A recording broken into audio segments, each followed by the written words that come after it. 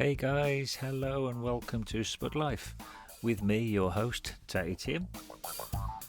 Okay, so without further ado, let's crack on with this week's episode. Hello, here we are again. We are in the Caravan of Love, as you can see, and today I've got a very special guest. He's come all the way from Carlisle. He's a photographer. Far away. He's a photographer. He's just started his own soap business, which is going to be awesome to talk about. He plays the bass, he rides motorbikes, he loves life, he loves the fells.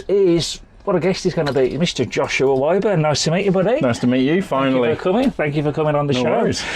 So, of my Facebook stalking that I've done, Yeah. Nice. research. Yeah. So you moved up from Norfolk. Yeah. So when was that? Was that in... 2009. Right. Yeah, 2009. So, grew up in Norfolk. Yeah. But all my family are from Kent. Oh, right. So my mum and dad moved up from Kent to Norfolk. Yeah. And then I've gone So you've just Norfolk. gradually north. Yeah. So Gradually if more there's north. another generation, they'll be in Scotland. It's just... It's not cold enough for you in Norfolk. You just had to...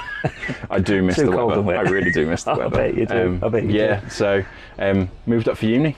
Oh, right. Yeah. And Right. then How come Carlisle College? Or So- Carlisle University?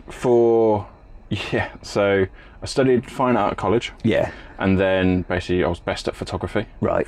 So everyone said, go study photography. Yeah. Makes sense, doesn't Yeah. it?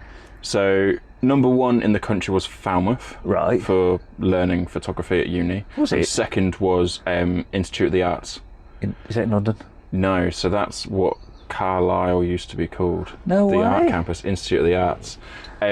So I actually applied for Institute of the Arts Yeah. in 2008. Yeah. And then when I got in, it was University of Cumbria. I So never like knew that that. swap Wow. happened. Yeah. So- So I studied there and absolutely loved it. Yeah.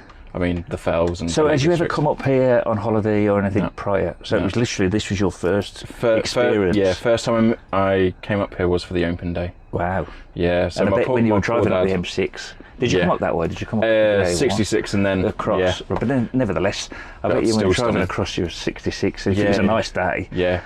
what a view you have. Yeah. No, So- it was It was unreal. awesome, especially coming from the flatlands of Norfolk. Yeah, I mean, I'm very lucky. They're equally stunning. They are, aren't they? in very different ways. I mean, the UK as a whole, Yeah. we've got such diverse Yeah. landscapes. You Yeah. know, you go from the Highlands of Scotland, the fens and the lowlands of like your part of the world, and then you've got the stunning beauty of the cliffs and the beaches of Cornwall. It's just like it's Well, that's the insane. thing that I don't quite understand about Norfolk, right? It's dead flat.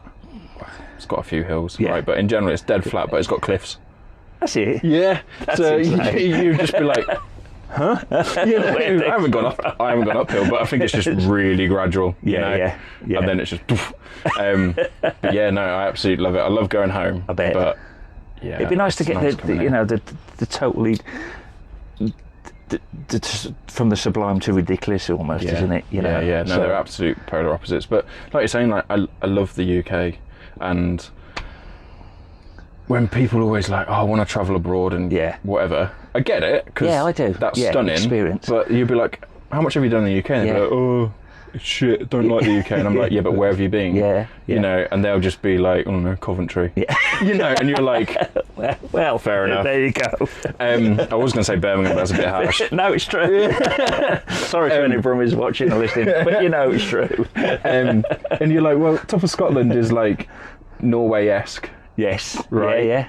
Yeah. Norfolk's Holland. Yeah. Like they're literally, yes. we just split off from Yeah, that bit. yeah, Do yeah, you know what I mean? yeah, And then yeah. Kent's, well, from my nan's house, I can see France. Yes, exactly. You know, and then you, like you say, you go Cornwall and it's Spainy. It is. And I love that. It is. I It's absolutely love that. unbelievable. And yeah, just, And then everything Travelling. in Yeah. the middle is That's it's, it. it's yeah. all again completely Absolutely love different. It's absolutely, and this the caravan of love actually does go all over the country. Does it? Yeah. This is my actual holiday Right. home. It's not Where's your just favourite place to take it then? Cornwall. Yeah, it is. Actually, nice. you Does know it fit what? down the roads? Well, we tend to just Or go. just the 303? Yeah, we tend to go. We'll use it as a base, and then so we tend Take to your pick car an area. And what we've discovered over the years is pretty much from sort of Newquay north Nice. dogs are allowed on beaches. Oh, okay. Generally. Yeah. And from New Quay down, they're not. There's the odd exception. Yeah, This yeah. is just during the summer months. They don't Yeah. allow dogs on beaches from, I think, 9 o'clock in the morning till 6 o'clock on the evening. Fair enough. And then, but like I say, from New Quay North, they tend to be sort of Padstow area Nice. and just that part. But they're all very, very similar. And I suppose it's the same when you go onto the east side of Cornwall. Yeah, it would be the east side, wouldn't it? It's still not quite as rugged, but I suppose it's the same as Scotland, though, isn't it? You go to the west coast of Scotland, it's insanely unreal. rugged, isn't it? Yeah, yeah. And then the east side's still beautiful in its own right, but it's a lot more calm, isn't it? It's like the Lake District. I mean, the Lake District's stunning. Yeah. Obviously, you've got the Highlands, which are the Lake District on crack. Yes, yeah, like, basically. Just, same sort of. Yeah. It's funny because I meet, same as you, we meet loads of different people through our jobs. And the amount of people that have sort of gone to New Zealand and that, and they've said it's kind of like just a massive version of the Lake District. Yeah. You think, oh, fair do, so I don't really need to travel 36 hours. I'll just have a walk down the road. Yeah, no, definitely. I mean, I really do want to go and see New Zealand. Weirdly, Australia's never took my fancy. Yeah, Mainly because everything wants to kill you, I think. Basically, innit? Yeah. Not everyone, everything. Yeah, everything. Hello. Yeah. What was that film? Oh, I can't remember now. And it was it was one of the best kind of Australian films to come out. It was like really good horror, and it was like this typical sort of slasher. I can't think. It hijacks the I'm not massively into horrors, but my housemates at uni were mental, so innit? you just like walk past the living room and be like, what are you screaming doing? and you're blood just like, splattering. That doesn't look fun. You're hiding behind a pillow. How is this enjoyable? You know, sort your life out. The thing that I love about the lakes, and I've properly been this, is it's all manageable. Yes. Right. So you can, obviously some people can't, but look at most hills that are around you. You can do it in a day. Yeah. Yeah. You know, even if it's just one step a minute. Yeah. Yeah. You know, you can get to the top, you can get back down. Exactly. And then you get to America's, New Zealand's, everything like that, and you're like, oh, it's a 4-day trek. Yeah. Exactly. I'm all right. Yeah. You know, quite like my bed. I'm I'll just all right. look at the pictures. Yeah, exactly. I'll let someone else do I've it. been there. Yeah. It's true though, isn't it? It is. It's very true. And like you say, it's so sort of beautifully compact and like you say, there isn't anywhere you couldn't really do. No. Especially, if you get up early enough, you can go down the South Lakes. You can do all like the Langdales area and stuff. As you know, well, you know yourself because of your job. So, which we could kind of get into now, I suppose. Yeah, I mean, go for it. So, you moved up from Norfolk, got your job. Well, not got your job, got your degree, learning in photography, and then the floods happened. Is that when you became? So that was around about when you first moved up, was it, or not? So I moved up 2009. Yeah. And there was nowhere near as bad as the 2005, 2015s. Yeah. But there was a mini flood. Yeah. That basically took out completely Bits Park. Yeah. And I think a little bit of it got to a few houses, but not much. Yeah. And at uni, there was an email that got sent about, can we get some photos for the BBC? Right. And I was already out taking photos, so I sent them off. Yeah. Then they were like, cool, can you do some more? Could you do this? Could you do this? You know, and it was all up here local stuff, just documenting whatever, and then just emailing it down, and occasionally went down to London to meet them and nice. Chat to whoever was wanting whatever. Yeah. And what did they get used on? So they got used on internal BBC things, and some of them got put on BBC News and things did like they? that. Yeah. Oh, fantastic. Yeah. So did you get good fun. a bit of lure for it or not? A little bit, but not much. Not a lot. Not much. It was more expenses. Was it? And you're just like, well, I'll go for a long drive. You know? I'll go first class from to London. Yeah. But no, it was a great experience, and like understanding briefs and all of that. So So it was good that was good. Like you say, a good learning curve to get you. Yeah, because uni was great, but you know when you're just in a little bubble, and it's not real life. Yeah, it was that. Yeah. Whereas I started doing other things, so I've always been into sound, love sound engineering. Yeah. So I was doing that for a wedding band called Highly Strung, who sadly no longer around. Right. But a great band. They Norfolk or Carlisle? Carlisle. Right. Yeah. So I was doing that, and that was like a little outlet of that bubble. Yeah. And then the same with this BBC photojournalism stuff. Excellent. You know, it was just like, just getting out of this little bubble that was happening. Yeah. But yeah, uni's a bit of a echo chamber, isn't it? Especially when it's in the arts. Yeah. It's just people being nuts. What did you study, if anything? Because I'm guessing it was arts. Nothing at all. No? I've got no qualifications whatsoever. Nice. I left school at 15. Yeah. Went straight I got a YTS, and then I've just dossed through life and got. What a way! What a way to do it. I mean, let's be honest. And it's worked. You know, I've got through on a wink and a smile, but that's all you need. It is. No one has ever asked me what my qualifications are for any job I've ever done. No. Do you know what I mean? And to be fair, you can blag it. I think if you've got a personality, because by all accounts, say you go for an interview, I think the interviewers have made up their minds whether they dislike, you've got the job or you haven't got the job, within a few seconds or something. It's absolutely, they've done these statistics, then it's crazy. It doesn't matter, you could be the most qualified, insanely great person for that job in the world, but if you're as dull as dishwater, and or if they know that you're just going to wind people up, if your personality doesn't go with their dynamic that they know they've got in that workplace, then you're on a loser. Pretty much, aren't you? So, and I've always thought I've always got through just being me. And it's worked. Good. So good. Why stop? Well, yeah, exactly. Exactly. But I don't know, maybe my daughter, she's at uni, she's stressing out, and it's kind of like I've never been in that situation. I've never really. It's a bit alien to me. So you'll understand what she's kind of going through at the moment, but because I've never put myself in a position where I've had to do exams or revise, so I've never had those stress levels, and because I'm not a really stressy person anyway, it's been kind of like a stress-free life, which has been, that's what you want though, isn't it? Which has been cool. So especially when I see people sort of my age, older, younger, and they're so kind of wound up, and I think, man, you're just grateful for the small things and what you've managed to do without having and like I was saying this on my social medias not that long ago, like it was, what was it, International Happiness Day or whatever it was, right? And most people think it's euphoria. It's not. It's not content. Like, so you're bang on content and you're happy. Exactly. That's like, what more do you want? Exactly. Job just done. Be content with what you've got. Have gratitude for what you've got. Even if it's just a roof over your head, because there's millions of people out there that haven't got a roof over their head, that don't know where their next meal's coming from. We know where. I mean, that's real stress, isn't it? Like, that's proper stress, isn't it? We know that we're going to have something at lunchtime or have something for tea. We're going to sleep in a nice, comfortable bed tonight. Get up in the morning and continue. But so many people, and even in this country, that haven't got that luxury. And I don't care if I haven't got a fancy big car or I would actually like a Harley Davidson if Harley Davidson are listening.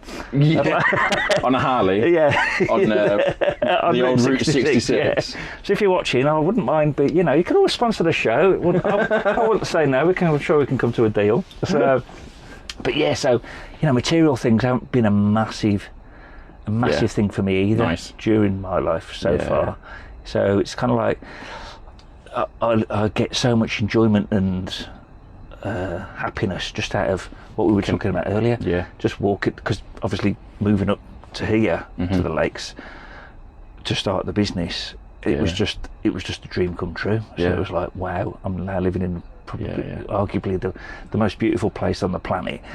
And it's kind of like, I'm living here. I've come from Birmingham. Didn't ever think that would ever happen in my wildest dreams, and here I am now living it. So I get so much enjoyment and happiness, contentment out of just. That's awesome. Looking at the fells, just looking at a sunset. I mean, the simplest thing in life gives me so much happiness, because you're looking at a sunset. See, we look at a sunset tonight. That sunset's never going to happen again. And you look at that and you enjoy it and you take it in, and you'll have took photos of numerous sunsets, won't you? And it's just like, but you've captured it for for eternity's sake. Yeah.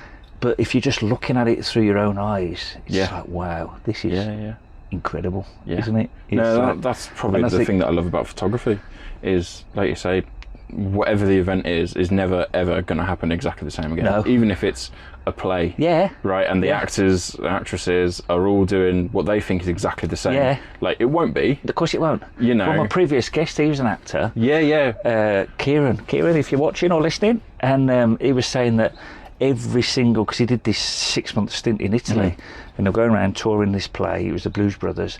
Oh, nice. And it was, he said he never one episode, or one, I don't know if you'd call it an episode, was the same. You know, it'd always be, and they'd always kind of like try and take the piss a bit, and try and make other actors do things, or say something that probably so they'd get a reaction. Internal jokes. But whereas the audience wouldn't have a clue, they'll just think it was part of the show. Yeah. But everyone else on stage thinking, what are you doing? But that's what it's about, isn't it? You know, enjoying life, having a bit of banter, and all the rest of it. So I think that's what I loved about your sort of ethos of your photography business, is that you are trying to create like a story of real people, of reality. Like you say on your blurb, you say you're 95% candid and 5% kind of artistic, which is fantastic, because I think the best photos ever taken are candid shots of people, aren't they? Totally. And, you know, especially weddings, which is what I primarily photograph. You know, there's a little bit of, like you say, 5% of group shots. Which has got to be. You've got to have those portraits. classics. But apart from that, it's just, what on earth is going on? Like, looking for all them little stories. Because it's them tiny stories that might happen in one photo, might happen over a course of 5. But all them little stories build up to the big story of your wedding day. Exactly. And the way I look at it is, you know, some people will go, you'll get 600 photos, right, for your wedding day, whatever. And maybe they've only got 500 that are decent. So then, by their contract, they have to put others in to fill them, right? Which is fine, cool, whatever. Some people do that. And people always go, how many will I get? Okay, don't know. I have no idea, right? It could be 1,000, could be 400, no idea. Like, depends what's happening. If everyone's just having cups of teas, it's probably not going to be there's going to be so many I can have. If you've got a Kaylee, if you've got, you know, who knows what, or you got a waitress, bless her, who trips over with a tray full of champagne, guess what? That's getting photographed. You know, and it's just like, this is the story, all of them little stories. And that's what I love about photography. Because it's good, because as well, you'll have got to know the couple, obviously. But you won't know 90% of the guests from Adam, will you? So there you are, you're taking the picture of like this bloke sort of half cut, dancing on the dance floor, and it's kind of like, you don't know him from Adam, but that could be crazy Uncle Ernie. So it's like, oh look, there's Uncle Ernie. Even better, it's the boring one that no one knew could have dance moves. And they're like, what the, you know, what is going on here? You know, absolutely living it up. And because that must be fun for you as well, because you must, especially for the gigs that you're there from sort of dawn till dusk. So you'll see everyone formal, nice. And then as the day goes on, it quickly declines. And do you find that the most kind of like formally type people are the ones that just probably at the end they're the ones with ties around the heads. It gets even funnier when, you know, it's a friendship group and I've photographed all of them, you know, which is fantastic. And wedding by wedding, you obviously get closer and closer to them. Of course, So like by the 5th one, no one cares, and like half the wedding guests are the same, and everyone's like, "Oh, we're doing this again, are we?" You know, obviously some parents or whatever change as well. But the actual friendship group that is the core between all of them, they just get even worse. And they're like, "Oh, it's Josh, we don't care." You know, whereas I hear lots of stories of photography's gone, we can get mental now. And then others will be like, what time are you here till? So I work hourly. Quite a lot again will be, you know, 2 hours before the ceremony until first dance or whatever. I'm hourly, so if whatever you want is what happens. So I did one the other week and people were like, oh, how long are you here till? you know, you're here till like 8 o'clock and we can get properly drunk. And I'm like, I'm here till 11, mate. Like, just go for yeah, it. I was like, you might as well just start, you know. And they're like, oh, fine, whatever. But half an hour later, like I say, ties on foreheads, jumping on chairs. Well, that's it. Most people that are inhibitions, Yeah, yeah. a few pops, Just disappear, inhibitions gone. have gone. Yeah, yeah. But no, I absolutely love it. Do you ever get asked to kind of extend? So, say for instance, I don't know, someone's got it till say 6 o'clock. Just do they come and say, "Oh, can you? Can you just stop Yeah, there?" yeah. And then you just not a problem. Yeah, do that. It's great. Yeah. You know, if things run late because shit happens, then I'll stay. Yeah. It's fine, not a problem. But yeah, quite often people will be like, "Do you know what? This is a fucking laugh. Yeah. Do you want to stay some more?" I'll be like, "Yeah, no worries. I'll send an invoice later." You know, whatever. We'll sort it out. The best thing. So I've done a few kind of wedding gigs with my spuds. Yeah. And the ones that and I mean, to be fair to almost all of the people that have had me for a wedding, Yeah. the wedding has always been a kind of festival-y type vibe. Yeah, kind of yeah. wedding, You would fit in with that. know. Yeah. So I love them weddings. and they're awesome, aren't they? Yeah. They're absolutely fantastic because everybody is just really chilled. Mm-hmm.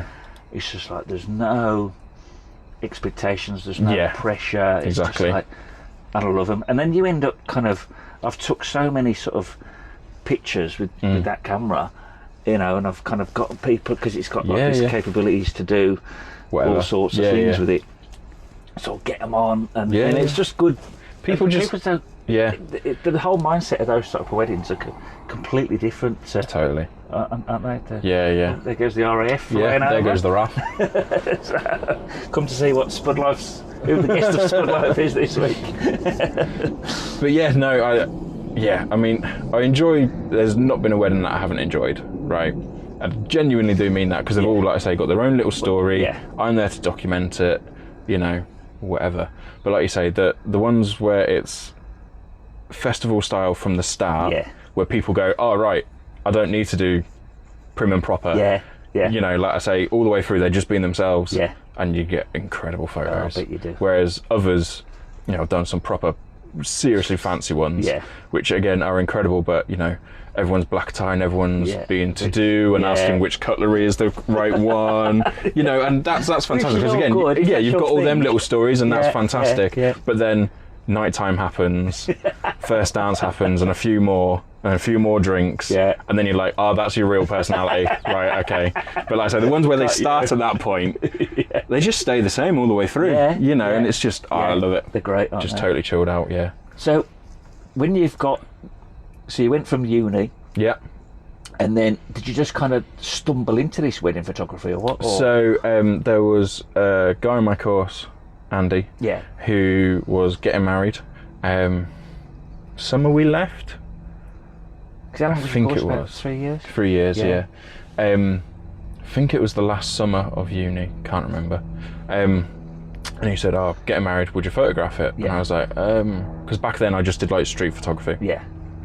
So wandering around, photographing whatever was happening, and just, like I say, finding all these little stories. Yeah. And he was like, "I just want you to do what you do.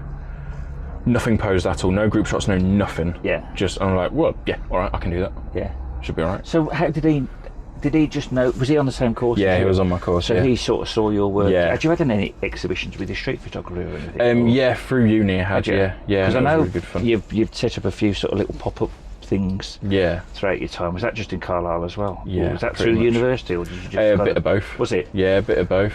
Street photography is great in its own right. No, I absolutely love it. And the worst thing about doing it as a job, as much as I adore the job, and don't get me wrong, I absolutely adore the job, is it's a job. Yeah. You know? So every now and then I'll get a feeling about, right, I'm going out, I'm taking photos, or if I'm wandering around, I'm like, that'd be a great photo, quick on my phone. Yeah. You know, get the photo, whatever.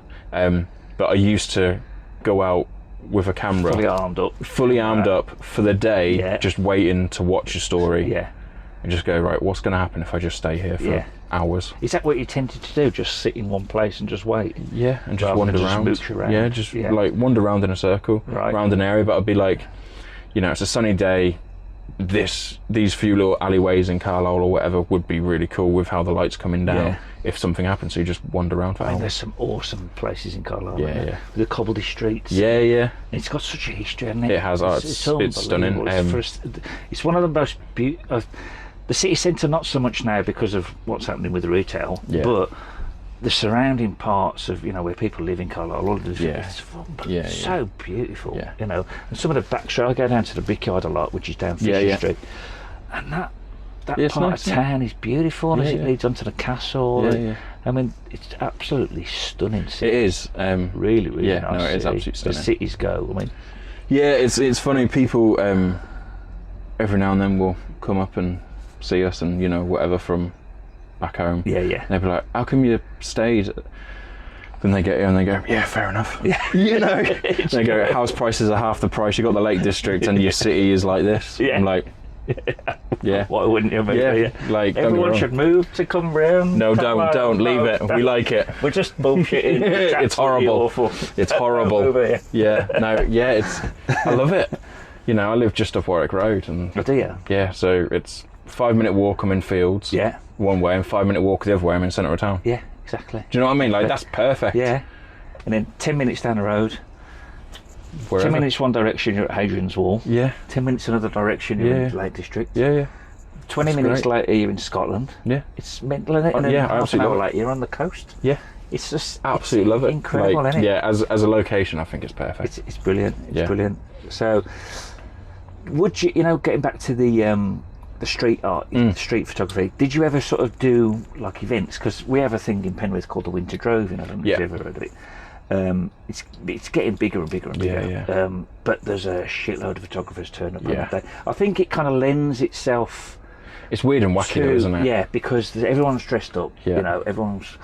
Not everyone, but there's a lot of people in costumes, Yeah. there's a lot of people in masks, and it Yeah, does yeah. lend itself perfectly for Yeah.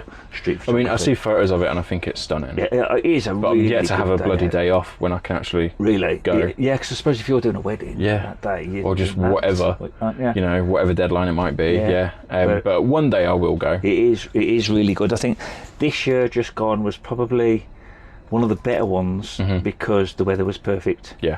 So, and That's it's the another thing, it's same- usually in yeah, November, isn't it? Yeah, yeah. It's Yeah, so it's pretty kind of rough. like Halloween-y kind of Yeah. weekend. So it's usually peeing down, and you feel such a shame because there's a lot of street performers, Yeah. and there's a lot of. It's all outside. Yeah, as you can yeah. imagine. The whole town is completely used, and it's just. It's a shame sometimes because people are like getting piss wet through. Yeah. But it still gets a lot. It Yeah. still gets thousands and thousands Yeah, of yeah. people turning up. No, like I say, I've seen photos and it looks packed. But I know Carlisle has they have a few music festival type things now, don't they? Yeah. Something in the wall or something was it called? Was it the first music festival in In the castle. Castle? Or Yeah, something? yeah. Was that last summer? Yeah, it was. Yeah. it was at the Hardwick Circus, I think, with a headliner, wasn't there, or something like I that. can't remember. There was All the also local loads bands. of different people. Happy Mondays and Was there? yeah, I think there was. Oh, wow. I'm sure there was. We'll have to look it up. Right. Should probably ask Oh, Anna. She ran it, and I know her. Right. But We'll have to get Anna under the yeah, yeah. There's loads of things. I quite like Carlisle because it is artsy, Yeah. but That's not the first thing, right, that jumps Yeah. to mind when you mention Carlisle to me. Yeah. Which is kind of like, wow. well, that's the thing is, I see it as quite artsy, but at the same time, it's a northern hard town. Yeah. So lots of people are like, oh, I don't want Yeah, art. Blah, blah, blah. But at the that's same it. time, in the same breath, they'll be like, oh, I went to a gig and it was great. And you're like, yeah, that's art. Yeah. Or they'll be like, oh, I like that painting. Yes, that's It's art. art. And Because there is a new kind of, I don't know how new it is, but there's like a new kind of street art thing going on in Carlisle. Aren't there? Yeah, They're yeah. kind Blank of like, Wall Assassins. Yeah. They're called, which is a cool name. And yeah, so they're teaming up with different street artists, Yeah. spray painters. Yeah, yeah. Don't know what you'd call them. Muralists. Is that a word? It is now. We'll go for that. And they're just blank, empty walls. Yeah, And just get. he's got certain parts of Glasgow has that sort of. You go to like the studenty parts. of Yeah, town, yeah. And it's got a lot of really Stuff. cool kind of art. And Yeah. obviously London's got a shit Yeah, load of yeah, stuff yeah. in certain parts of it. But it's great that Carlisle's getting. Because Yeah. like you say, you instantly think it's a hard northern border Yeah. city, Yeah. and that's kind of what it's Yeah. known as Known in certain for. circles, Yeah, yeah. isn't it? But to see the underbelly of it, Yeah. and to see, because I, like I say, I go to the Brickyard a lot, and 9 times out of 10 it's packed. Yeah. You know, it's a sellout. I haven't been in years, but I love the venue. It's the best venue. Yeah. I mean, again, for such a small place, you've got the Brickyard, old fire station, Yeah. Sound Centre, which has issues. Yeah. You know, and then there's what now, Harrowby something. There's theatre. Yeah. There's the Source. You got the Source. Bloody hell, yeah. That's a throwback to the uni days. Still going. As if. Really, yeah, it's really. Yeah. I discovered the Source. It's the stairs, though, isn't it? Yeah, it's a bit. Yeah. It's about 10 flights of stairs. Imagine the drummer taking your kit off. Take a lift. There must be a lift. Take a lift. So, but what a cool. It's like because you know where you sort of walk into the bar area, and that's kind of like a sort of open micy sort of venue, Yeah. and then you go round past the toilets, Yeah, round the corner. and then there's like a little mini Brickyard almost, isn't it? It's just a little black room with a stage on. Yeah. And I first went to see this doom metal band. They'd come up from Birmingham. Of course they had. Where else would you hear the phrase doom metal? Birmingham. Exactly.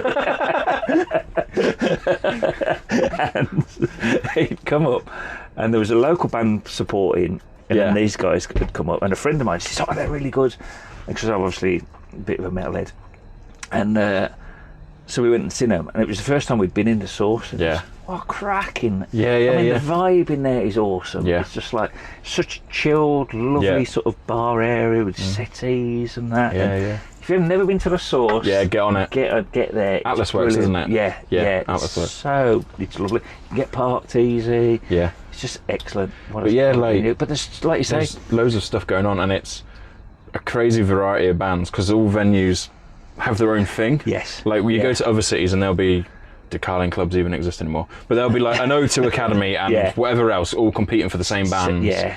You know, whereas this is totally different things, and you can just take your pick. Yeah, and you'll see so many diverse, completely different. I've seen some insane stuff at the Brickyard. That you wouldn't have seen anywhere else. Yeah. It's just mental stuff, and it's like, whoa! I've just paid like a tenner. Yeah. And I've just seen one of the best acts, full of energy and life and music that I probably wouldn't have been into. Yeah. There was this one band in particular that I remember called the Atom Age. Right. And they'd come over there from sort of the Bay Area, San Francisco. And they were doing like this mini tour. It was their first time in the UK, and they've managed to get a gig. They landed in Carlisle. But they were loving it, as you can imagine.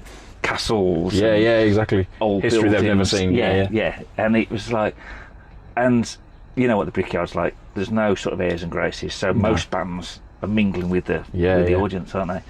And you could spot them a mile away because they had this kind of. They were kind of like, I don't know how up you are on your music, but have you heard of a band called the Cramps? They're kind of like I've heard of, haven't listened to. Late 70s, early 80s, kind of gothy psychobilly type era. And these guys were very much that sort of rockabilly. Definitely spot them. Yeah. And the fact that they were obviously going to be on stage, so they were slightly annoyed. You know, it wasn't just jeans and a t-shirt. Yeah, a bit more to do. Yeah. And man, the energy. I don't know if there was a bit of nasal chemical enhancements. But, probably. But there was. It didn't matter because their energy was insane. I love small venues. I've been to a few big gigs. Yeah. And gonna go to Foo Fighters in Glasgow, which I'm looking forward to. Yeah. But like my perfect gig size is like just under 10,000 people. Yeah. Like that's where I'm like, that's a decent sized band, decent enough sound. Yeah. You know, the rest of it. Good atmosphere. Everyone's having any more than that. I'm like, can't even see them. Mate. Yeah. Like, what's the point? But like I say, you go to Carlisle, all these little venues, and I love small venues. Even when the Sound Centre was doing what it was doing. Yeah. You know, a standing gig there's 2,000 people. Yeah. You know, I went to see Joe Bonamassa there. No way. Yeah. And I'm just like, is there. Right there. You can get eye contact. Yeah. You know, and it's just like, it was insane. Yeah. You know, you're just like, 2,000 people is like perfect. Big enough that you don't feel like they're looking at you. You know, and you're like, oh, I better look like I'm enjoying this. Even though internally I'm loving it, but externally I'm like, you know.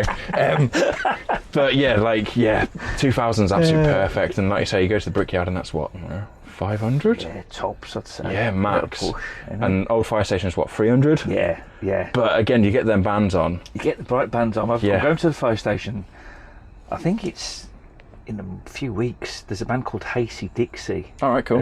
Sound fun.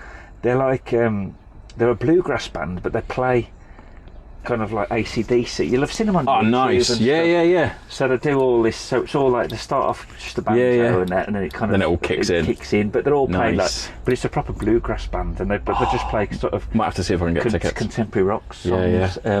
But they're someone. I think I was supposed to go and see them a couple of years ago, and I think they cancelled for whatever. I think it was still a bit of a throwback from the old COVID times. Yeah. So I think people were still fun. In the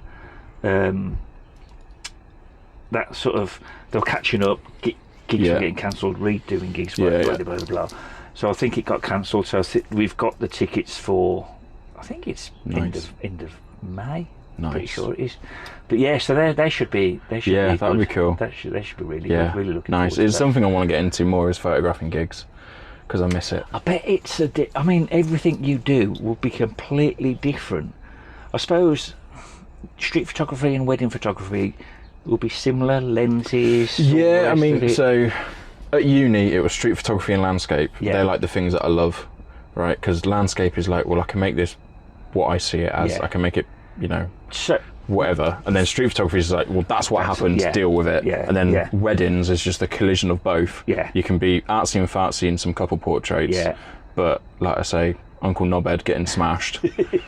That's what happened, Exactly. And it's just the two absolute worlds colliding, and that's why I love it. But yeah, gigs are... Because gigs, just got to go off it's the a different vibe. thing again, isn't it? Because you've got your lighting, you've got... Yeah, you're sort of at the mercy of whatever lights they've got. Yeah. And so again, in weddings, when there's bands, I'll be like, what lights have you got? And some of them will be like, none. And you're like, okay, I guess I'm lighting you then. Because otherwise it's just going to be pitch black, So I'll be like, right, well, I need to set up even more flashes and whatever else I'm doing. Then other bands will bring a full tour with them, basically. Because I suppose it depends on the venue as well. I mean, some venues will have their own sort of mini stage, bit of a lighting rig, bit of a PA system, won't they? Yeah, and some will have nothing. Nothing whatsoever. Yeah. And then if the band turns up with nothing at all, that's that. Oh my God, the sound must be horrendous sometimes. It can be. It can be. And well, yeah. So my past, talking about after uni. So during uni, I was doing sound for that band. Yeah. And then weirdly, I did a gig playing bass at the sound centre. Right. Who was that for? So it was for. Just quickly shut this up. Just no worries. something. Just a bit technical. I'm shutting What are you doing? just shutting it. Oh, just shutting the oven door. As you do. We can't afford the heating, so we have to turn the oven on. Nice. Put some baked potatoes in it. So yeah, I got asked to. Basically, it was like a memorial concert thing for someone. Right. Yeah. But it was all Christian, and there was what's his name? It was in Usual Suspects. Oh. Alec Baldwin. No way. Was it Alec? It was one of the Baldwins. I think it was Alec. Was it? Well, it came up. Or to Stephen. Yeah. It was one of the Baldwins anyway. Baldwins came up. And did like a speech or whatever it was as well. But anyway, so they wanted a band to play a few of this guy who passed away favourite songs. Right.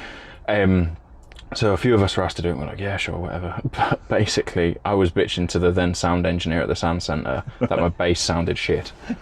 Right, and I was just like, sounds crap. You know what? Do it. You do it. Along those lines. And I was like, can I have less of this frequency? Can I have more of this? Can I do this? Can I do this? Yeah. And he was like, yeah. So he did it all.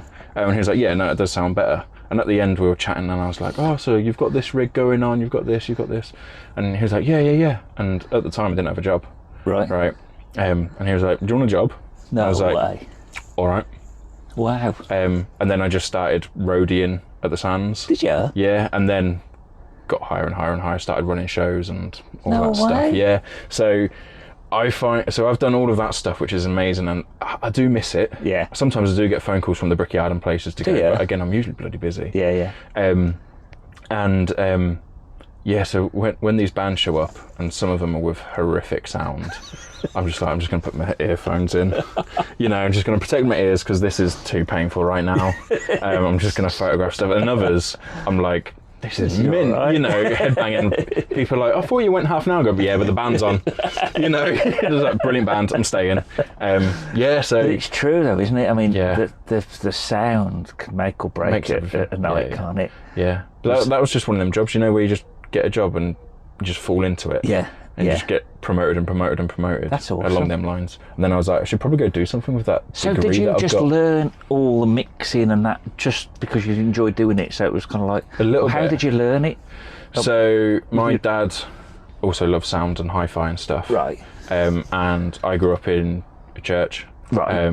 Born again Christian. Yeah. Pretty happy clappy. Yeah. Played bass and stuff there. Yeah, yeah. So is that where you learnt bass? Yeah. Yeah. And my dad, again, used to run all the sound off that. Right. And so I've sort of learnt the basics. Yeah, yeah. But yeah. So what was apart that, from just like an 8-track or a 4-track or something? Or what? So it was all live sound. So yeah, you're like 1632 channel. Was it? And then when I was at the Wow, Sands, that was in a church. yeah. That's impressive. Yeah. So no, it was good. It was good. Good fun. So then you've just kind of expanded on that, because I'm Basically. guessing now, because what would the mixing desk been like at the Sands? Was it insane? At the time, it was a Roland at the time. So you've got like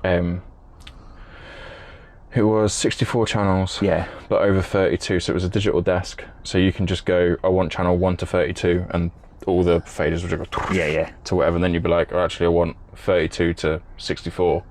You know, and then they'll all change. Again. And then What, so they all just change? yeah. Wow. And you can link them all together, so you only push one, and then another one will go up, and loads of crazy stuff. It was amazing. Was it? Yeah. And that was all like, woof, or did you just delve and just immerse yourself just in it? dive straight into Did it. you? Yeah. I've got a brain where if you give me information, I'll just learn. Will you? Yeah. So the funny thing is like I haven't done that for a while, so at the moment I've totally forgotten it. Yeah. But if you put me back in there for an hour, just like, boom. it'll come back. Will it?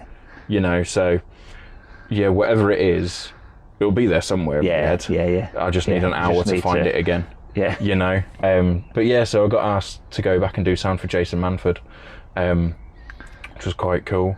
And he was like, "Oh, you're right, Josh. I've seen you for a few years." And I was like, "Oh yeah, I'm all right, mate." And so I had this new desk, and I was like, "I've got no idea what's going on here." And literally about an hour in, not like to sound check, not like his show, I was like, "Oh yeah, got it. You know, not a problem. I'm back." But yeah, it was just bizarre. But I'm that sort of person, you know. Start of the wedding season, pick up a camera, and you're like, this does what? You know, but a few minutes in, you're like, oh yeah, got it. Boom. You know. So when is this sort of wedding season? Is it what you think it would be?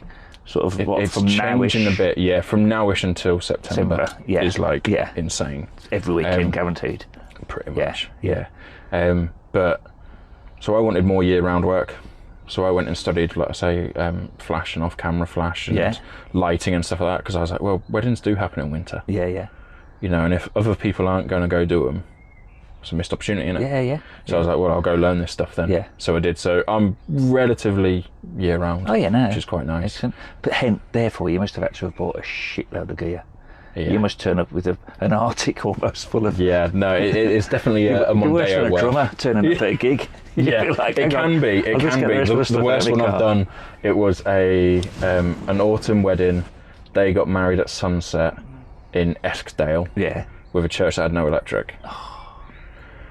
So what was you doing? So I was like, right, well, I'll bring battery lights. You know, and it was a teamwork. They're like, right, well, we can bring this. We can, you know, and they were French. They came over from France to get married there. They absolutely loved the Lake District. So they brought all their French guests, and there was like 30, 40 of them. It was great. Yeah. Proper laugh. Yeah. But they're just like, well, we've got some battery sight lights, and we've got this. I'm like, sweet, just light. I don't care. You know, it's better than pitch black. Yeah. You know, so we're all just lighting everything up like that, and yeah, it was great. Because I've seen some of your work, even though, and I'm not just bullying you up here because you're sitting right in front of me. Lies. But there was this one I looked at. It was this couple underneath this tree, and the lighting was insane. Oh, thank you. It was incredible. It was like, I think that was a wintry one because you could see I'm sure you could see the branches of the trees sort of kind of silhouetted, and it was like this beautiful orange. So whether or not it was kind of either to make it look like it was sunset or whether it was sunset, but it was mate. Oh, cheers. What a picture. Yeah, there's somewhere you enhance it, and there's others on my website. I've got like a what you see, what I see sort of thing. Yeah. Where on my phone I'll just go click, that's the real life. Yeah. And click. Yeah. That's what I've done. Because that's what I was going to ask you, to the uninitiated, how much of the actual picture that the person sees is done by the camera, or how much is done post edit? With me, most of it's in the camera. Is it? Yeah, very, very rarely I do more than... What I like to do is only edit what you can do in a darkroom. Don't get me wrong, you can do a lot in a darkroom that people don't realise. Yeah. Can you do the old school way? Yeah. Really? So when I was back home in Norfolk, I had film cameras. Yeah. And my dad's also into photography. Yeah. So I've always had film cameras, but basically I had all my clothes on the floor and my wardrobe, and it had an enlarger, and then it would have like different drawers with all the different chemicals. Really? Yeah, and then I had like a proper two blackout blinds over my window, and then a blackout over the door. So you turn your whole bedroom into a dark room, yeah. So I was just high, basically just high off chemicals. But yeah, no, I absolutely love it. It's just so expensive. Yeah. Like, so you're looking at £5 a roll now. Yeah. Is it that? Yeah, it's ridiculous. For what, 24, 36 pictures? Yeah. You've Plus got to then make every developing. single one count. So you're probably at actual a tenner. Yeah. Plus your hourly rate. Yeah. Plus, you know, so you're looking at 50 quid. Does anyone ask for that if they want to? I have been asked, and I've said, look, I would love to, but it's going to cost this much. This is the price. Yeah. You know, and they're like, fair enough. They're like, you're a business. Never mind. You know, never mind. We'll do it, or never mind. No, never mind. Do it digital. Don't bother. Yeah, we'll just do it digital. You know, and the thing is digital cameras are fantastic. Oh, they are. I mean, and you can make it look like film. You know, it's not an issue. There's so many. I mean, technology's moving at such a pace anyway, isn't it? Too quick. With everything. Yeah. But I know now, because I'm looking at cameras for the podcast and all this, that, and the other. Yeah. So there's all sorts of things I'm looking into, and now these new mirrorless one. Are they relatively new or not? Relatively, yeah. So my cameras are mirrorless. Is it? Yeah, it's just phenomenal. So you've literally got less mechanics. Right. So there's less to go wrong. Right.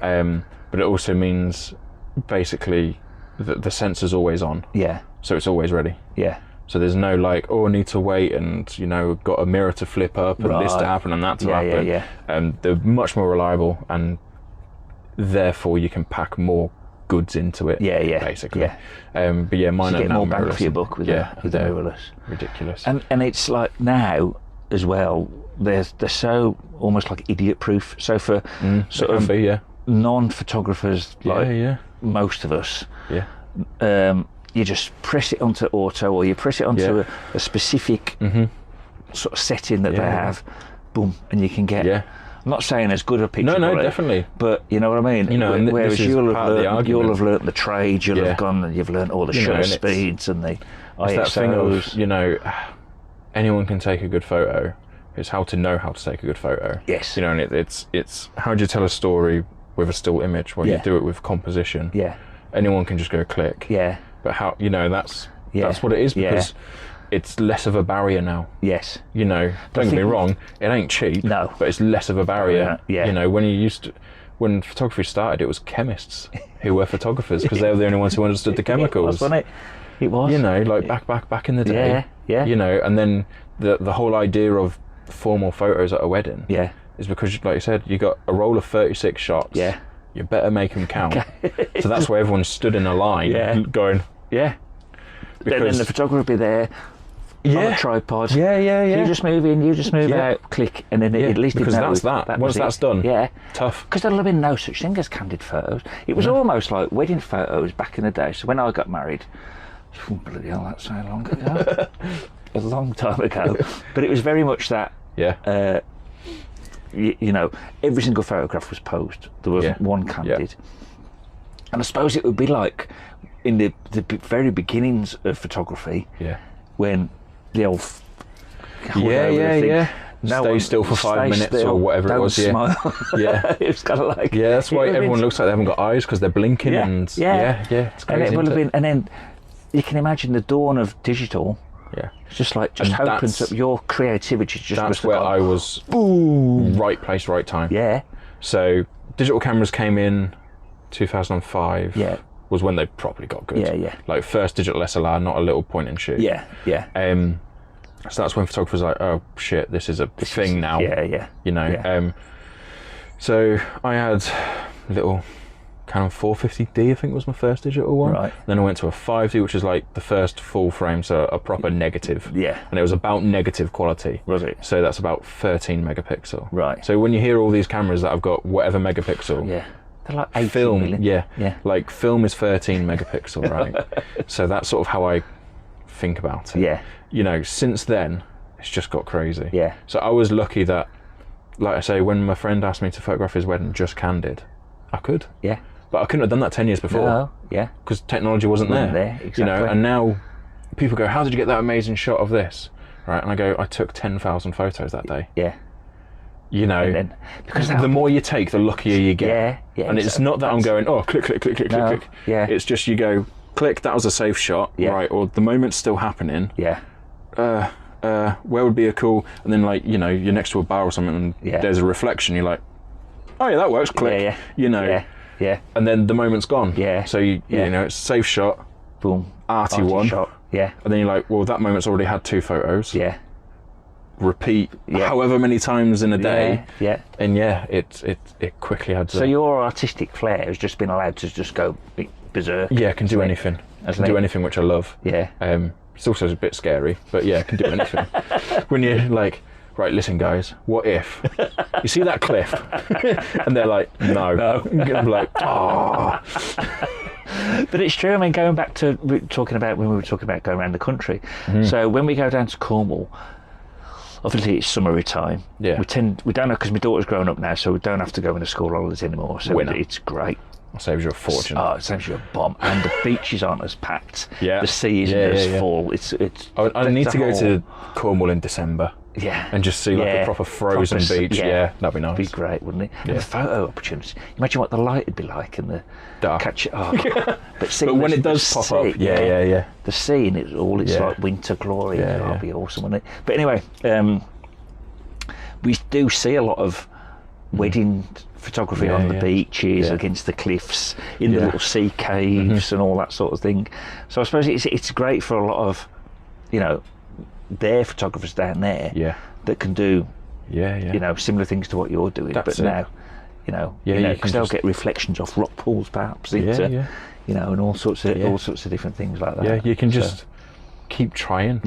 And again, you didn't get this in film, you know, you just go, oh, that didn't work. 2 seconds, change your settings, try again. Got it. You know, whereas before people would be like, did you get it? And you'd be like, don't know. we'll find out. Tell you next week. Yeah, exactly. Do you use the settings, or are you all totally manual? Do you just do everything? When I'm like just running around taking photos like headless chicken, right, it's in aperture priority. Right. So that determines how much is in or out of focus. So basically I get to decide that. Apart from that, my cameras are bloody expensive, right? And I trust the engineers who made them, right? You can do maths way quicker than me, right? So you crack on, right? And it will figure everything else out, okay? Because all I care about is that moment and the composition. The rest of it is what it is. But when I get into flash and portraiture, then it's full manual. Is it? Because I've got time. Whereas, like you say, in that moment of bridesmaid tripping down the aisle, boom, it's just bang, I've got it. You know, I don't really care about any setting. Did I get the story? Yes.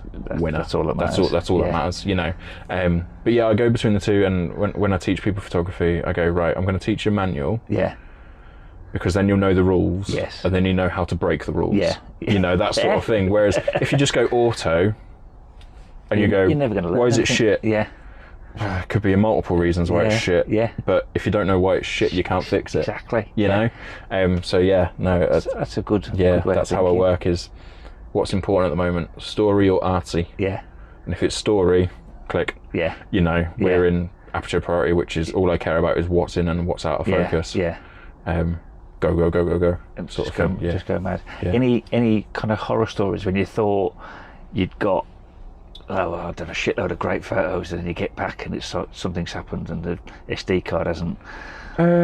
Nothing. Or you're too professional. You're not like me. No, I haven't had any. No real bad issues. No real bad ones with technology. No. Yeah, I've had some interesting instances, but not with technology based. Have you not? No. Just with the models, should we say?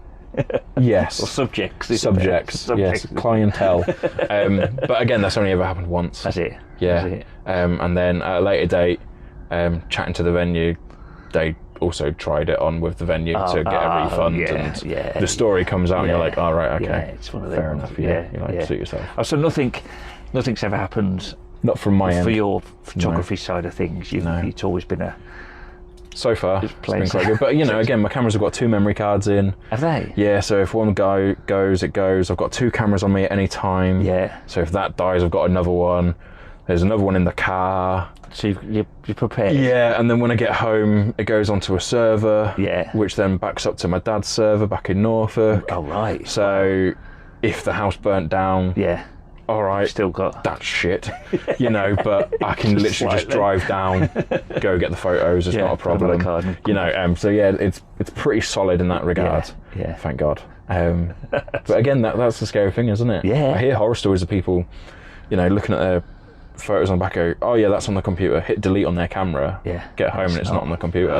That's an entire wedding or shoot or whatever it is gone.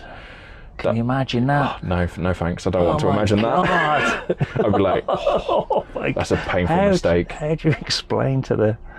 More to the point, what happens then? I know. Do you know what I mean? Yeah. No, that's my God, painful. That's horrendous. That's horrendous. So how much time would you say you spend editing? Or not a lot? Just you've took the photo, you think it looks great, you might crop it a little bit, and that's about it? Yeah, so it'll be crop and then... what's called white balance, so to make sure white's white. Yeah. Because under different lights it will look different. And then I'll put various presets on it. Yeah. Do you use a lot of them preset things as well? Colour it into a certain way. Yeah. To make it look a bit more, what's the word? Consistent. Yeah. I don't want, because the venue was red or God knows what, heavy, versus outside. I don't want them to look like they're on different days, or I'll make it so it's as consistent as I can. And then black and whites and things. It sounds weird, but it probably takes most images 30 seconds to a minute to edit. Does it? But like I say, when you take 10,000, the yeah. longest time is going through and filtering them. Yeah. So how I do it is let's just argue 10,000 because it's an even number. Yeah. Load them up, and then one day I'll just go through and I'll star the ones. Wow. I'll just go, right, that's a 3-star, right? And then so you've got your own little personal grading system. Yeah, so I'll go through them all, and then at the end I'll go, right, how many 3-stars are there? And it'll be, I don't know, 1,500, 2,000, whatever it is. And then I'll go through again. And you'd be like, well, actually, because I will never go backwards. So it's just like, I like that, don't like that. If I can't decide within 5 seconds if I like it or not, I clearly don't like it. Yeah. So it's like next, yes, next. Wow. You get into a rhythm, but it sometimes. And I suppose as well, you'll know that particular client. Yeah, so and I'll know that story. They're kind of looking for, perhaps. Yes, and I'll know that story of what happened. I'll be like, someone plays up to the camera, and a lot of people will be like, brilliant, I've got a great photo of this. Yeah, let's not have that one. You just remember things, and you've got to filter it out. So no AI involved, just a real just a real me. A real AI is human. involved in writing and admin and all the things I really don't want to do. It is great. It's funny, like AI is just my dystopian future wasn't AI would be doing artwork. Do you know what I mean? When people are like AI art, I'm like, no, I want to do the art. But can't you tell now? Yeah. I think you can tell. But I'm just like, no, I want to do the art and leave that to do the admin. Yeah, exactly. We're human, that's what. The boring stuff. Yeah. Humans should be doing the creative stuff. Let us go on holiday. Yeah, not just, we've created so much wonderful stuff throughout our history. Yeah. We don't need some robotic algorithm to take over now. It's just like... and then Terminator happens. Yeah. It's funny, like every conversation I have so far on this podcast, everything turns to music, which I'm no doubt it will do with us. And everything turns to like the AI and the end of the world. Dystopian end of the world. Well, World War III's on its way anyway, so. Well, so it would seem, wouldn't it? Unreal. Unreal. That's why I'm just in my artsy bubble. Leave me alone. Exactly. That's all. I'm just in this life. Yeah, who cares what goes on in the rest of the Anyone world? want a baked potato? I love baked potatoes though. They are good, aren't they? They are. Even though it's so simple. What's your favourite topping? Oh, Put you on the spot now. fluctuates, but I think I have one nearly every day, Yeah. and I always have cheese, coleslaw, and Good shout. hot pepper sauce. Ooh. Do you know why? Because the kind of the hot pepper sauce with the coleslaw. Yeah. It kind of almost I'm here gives for that. like a kebabby type vibe Yeah. to it. Yeah. You know, so you know when you've come in and it's like kebab time and hot sauce, if you're into spicy food, then and it's like, this is nice. But then the cheese melts. But then, and then other times, the amount of fillings that I do, I sometimes think, oh, that looks nice. Yeah. So then I'll save Are you myself ever a like, portion. oh, I've got that left, but it needs use? Guess I will. Sometimes. Yeah. But sometimes as well, sorry customers, but sometimes I think, oh, that looks nice, so I'll save myself a portion. Good man. But then other people come up to actually buy one. It's like, oh, sorry, I've sold it all. But it's for me later. Good on you. Good on you. Well, I mean, they've waited in queue. They're not going to walk off, are they? You can't have some perk at a job. What's the point of being Yeah. a boss if you can't have a perk? Cheese and coleslaw or chili con carne with cheese. Yeah, chili and cheese. What's your perfect ratio? I mean, mine is the weight of the potato, the Yeah. weight of the cheese. Is it? Yeah, like 50-50. And I want to feel the cheese go through my heart. Well, mine is probably... You know a proper mature cheddar, you're like, hit me. Yeah, that goes. Mine is probably more then, because you'd enjoy one of mine. So it's Get in. so potato, and then you've probably got triple the weight of with cheese. Now we're talking. And then you let that all melt in, and then all the chili on top of it all melts in, and by the time you get back to... I need to work in Penrith to more. you do. Or you need to franchise yourself up to franchise. Carlisle. Yeah. There's a job opportunity for anyone watching or listening. The Tatty Team's in Carlisle, opening soon. Oh, do it. So that'd be good though, wouldn't it? That would. So I did actually try a couple of years ago, but the city council wouldn't allow it. So Really? yeah, they put some stupid, like it's almost like they've got a compass Yeah. and they'd drawn a circumference around the whole Yeah, city yeah, centre, yeah. and the nearest you could get to the city centre was like Kingstown Industrial Estate, which is like, and I know Kingstown Industrial Estate Yeah. is massive now. Yeah, It yeah. wasn't so big then. Yeah. But nevertheless, you That's don't want sad, it. eh? You want it in the city Yeah, yeah, centre yeah. where. You want to... Yeah. And the way city centres are going, with the way retail's sort of going, you need things like the Tatty Tim's in there. Yeah. Because it's like something. It's not just somewhere you can go to eat. Yeah. You know, but it's like a Community, it's well, it is. connection. It's like you know, you meet the amount of people that are chatting. You meet people, and the amount of people I've known now is, and I'm call them friends. Yeah. Because of the job that I've done over the years. So it's that. Well, there's a thing guy near what's it technically called? Golf club in Carlisle. Yeah. Near Rickaby. Fellwater Coffee's the company. Right. And I've only known him from that. Yeah. Right. He just lives around the corner from me. Yeah, But I've yeah. only known him from his little coffee van that he started during COVID. Yeah. But again, like what you've got, he's got a little community, and we meet up, and if you bump into, you just have a crack, and it's Well, great. that's it, you see, as well, because the way, I mean, going down that That's sort just of... what life's missing into it. Like, when you just touched on it, when you said that dystopian future we're all heading towards, Yeah. it's kind of like, you can kind of see it happening, because this isn't happening as much nowadays, is it? No. So, like, last year we went to Glasgow to see Guns N' Roses. Nice. So we came back and it was at Bella Houston Park. So by the time you get back into the city centre, most places were shut. The only places that was open was a shitty McDonald's. I haven't eaten a McDonald's for probably 30 years. Yeah, it's just empty calories. Yeah, but it's shite, isn't it? Yeah. But nevertheless, we ended up going in. I still didn't get anything to eat. And it's not just because of some sort of thing. I just wasn't hungry. Yeah, so yeah. if I had been, I would have. But anyway, my friends, they sort of got one. And so this is... I hadn't been into McDonald's for probably... How old's my daughter? So probably 20 years. Wow. So physically Good walked through work. the door of Yeah. one. So walked into it, it was like, whoa. There was all these like massive things in there that you kind of everything. So you couldn't pay cash even if you wanted to. You didn't even speak to a person to tell them what you wanted. You just had to press all these buttons. Yeah. And then you were given a number, and then you went to the hatch and got your food. Got your thing, and off and you it was go. just like, so there was no human interaction whatsoever. And at the end, it's got the cheek to be like, "Would you like to give us a tip For what? I've done the work. But it's true, and it's happening more on motorway service stations, isn't it? You know, the Costas and the Burger Kings and all the Greggs even. And there's less and less. Yeah. Whereas you come to Tatty Tim's in Penrith. Nice plug. Nice. Well done. 5 days a week. Yeah. But you come there and you meet an actual person. We'll have a crack. I'll always ask you how your day's been. Yeah. You know, and you get to know people. I get to know people through the fill-ins. You get to know a little bit of their life. You ask them, you know, and it's just connection. Exactly, which is sadly lacking, Massive, isn't it? Yeah. And I think that's where a lot of sort of these mental health issues are coming into now. Massively. Because people are just sitting. You know yourself, and I've never really struggled, thankfully, with any sort of mental health issues. Yeah.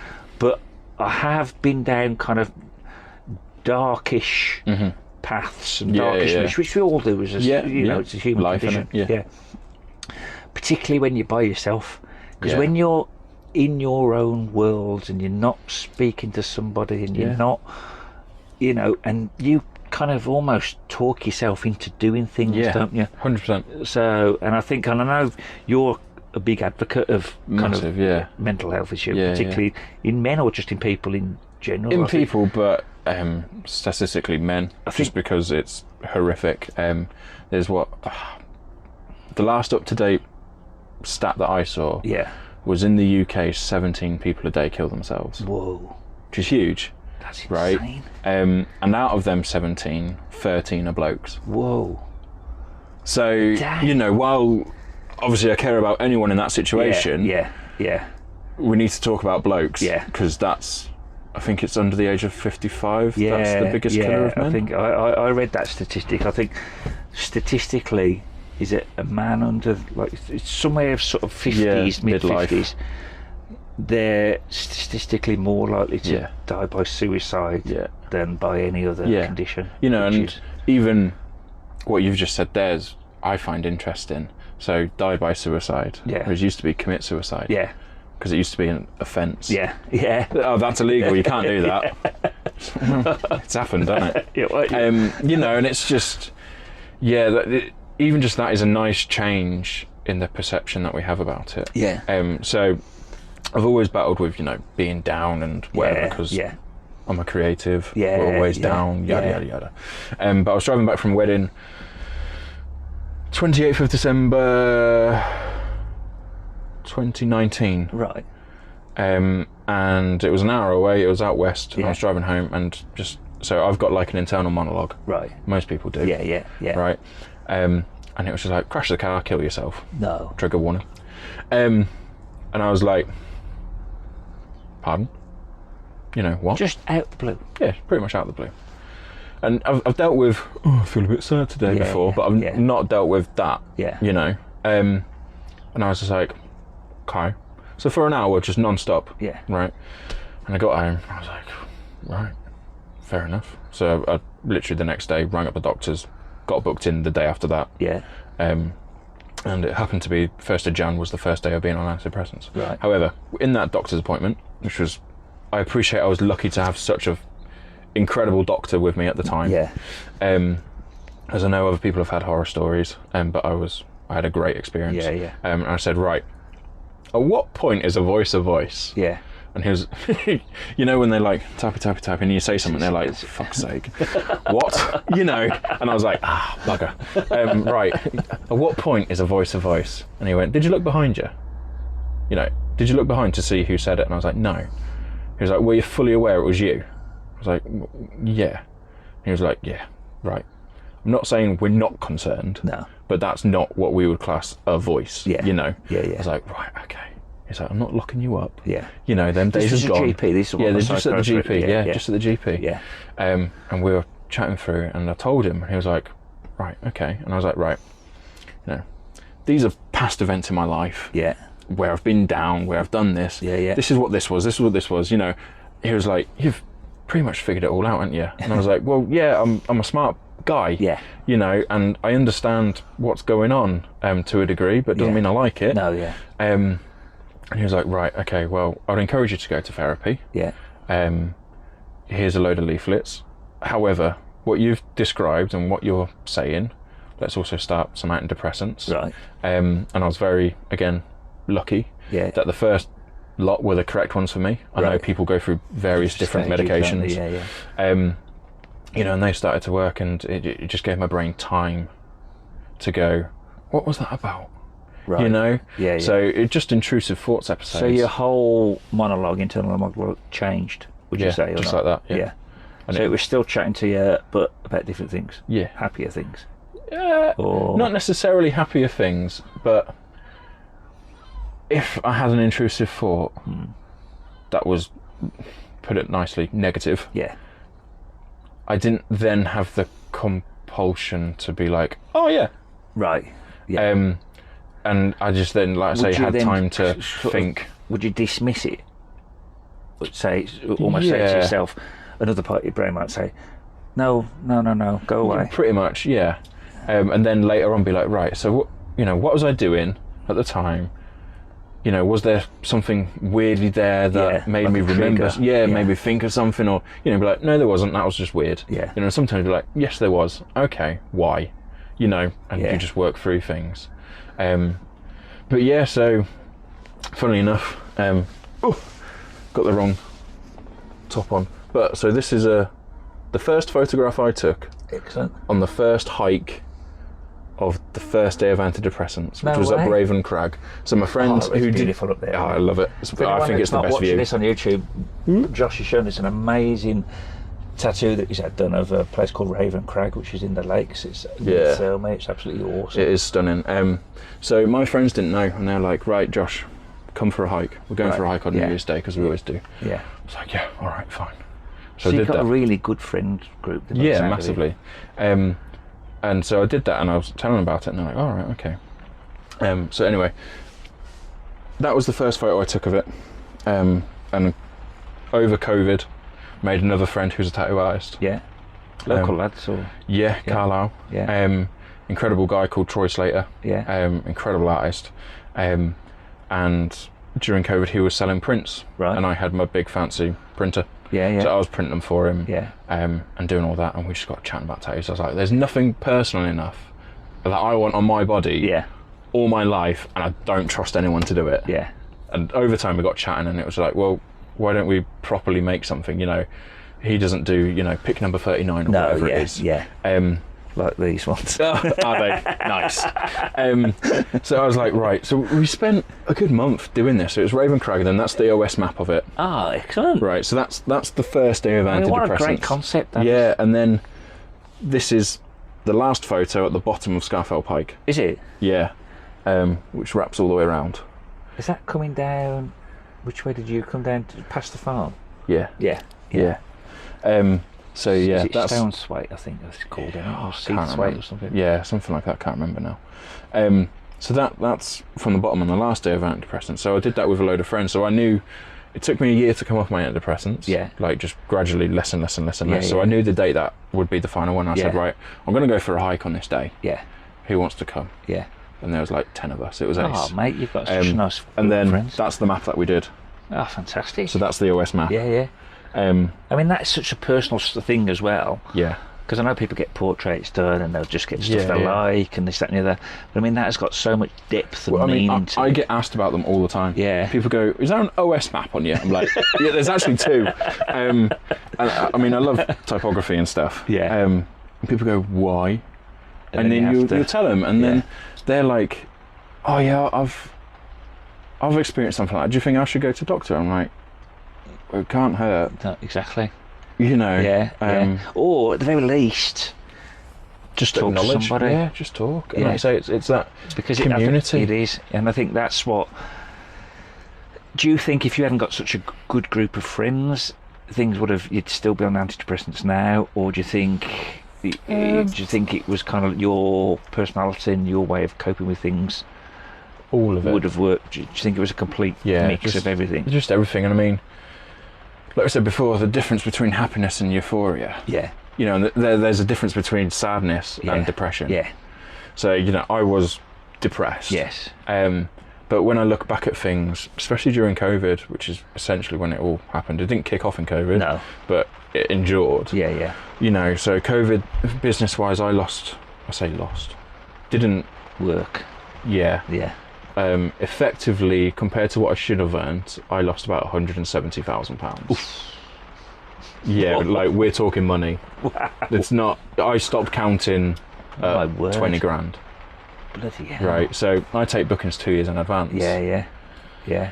And I do 35 a year. Yeah. So that's. So COVID, two and a half years, you're Yeah. looking at near enough 100 clients. Yeah. Yeah. So, you know, and understandably, they want refunds. Yeah. How are you going to afford that? Yeah. You know, so I went out and, you know, some people I couldn't refund them money. No. But I said, well, look, I started up as a handyman. Yeah. And right, is there any work that you need doing? And I'll do that as your repayment. No way. You know, so that's what I started doing.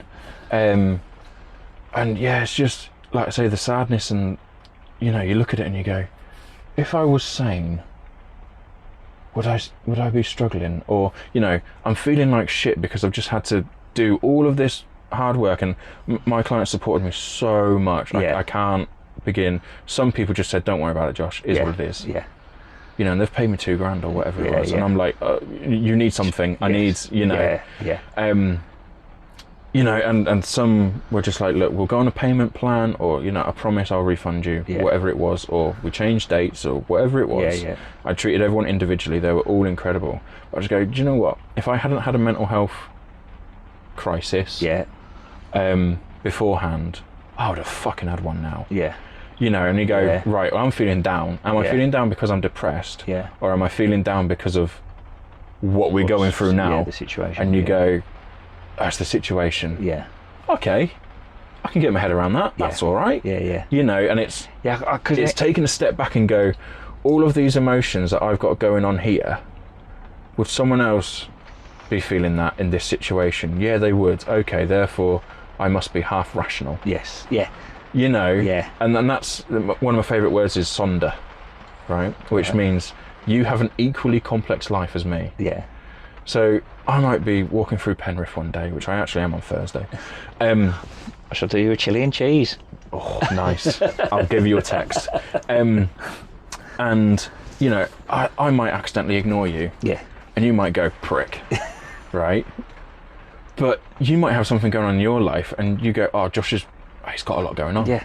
You know, and so sonder means I understand everyone around me has an equally complex life. Yes. And basically not to take things too personally. Yeah, exactly. Because that's life. Yeah. I That's an absolutely love awesome that word. word. Yeah, I'm it's going to great. use that word a Sonder, lot. it's That's brilliant. Yeah, yeah. That's fantastic. But yeah, that's sort of like how my mental health went, you know, and during COVID I pretty much, lost a person per month. Wow. Yeah. And it started off with both my granddads, you know, and then it went to family, friends, Bloody hell. everything like that, some clients, Wow.